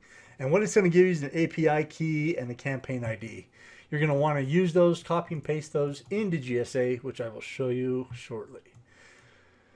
Okay, so that's it. We are done with Content Machine as far as the GSA goes. So I hope this video has helped you understand how powerful Content Machine is. I want you to take it into consideration when you're deciding whether to buy it or not.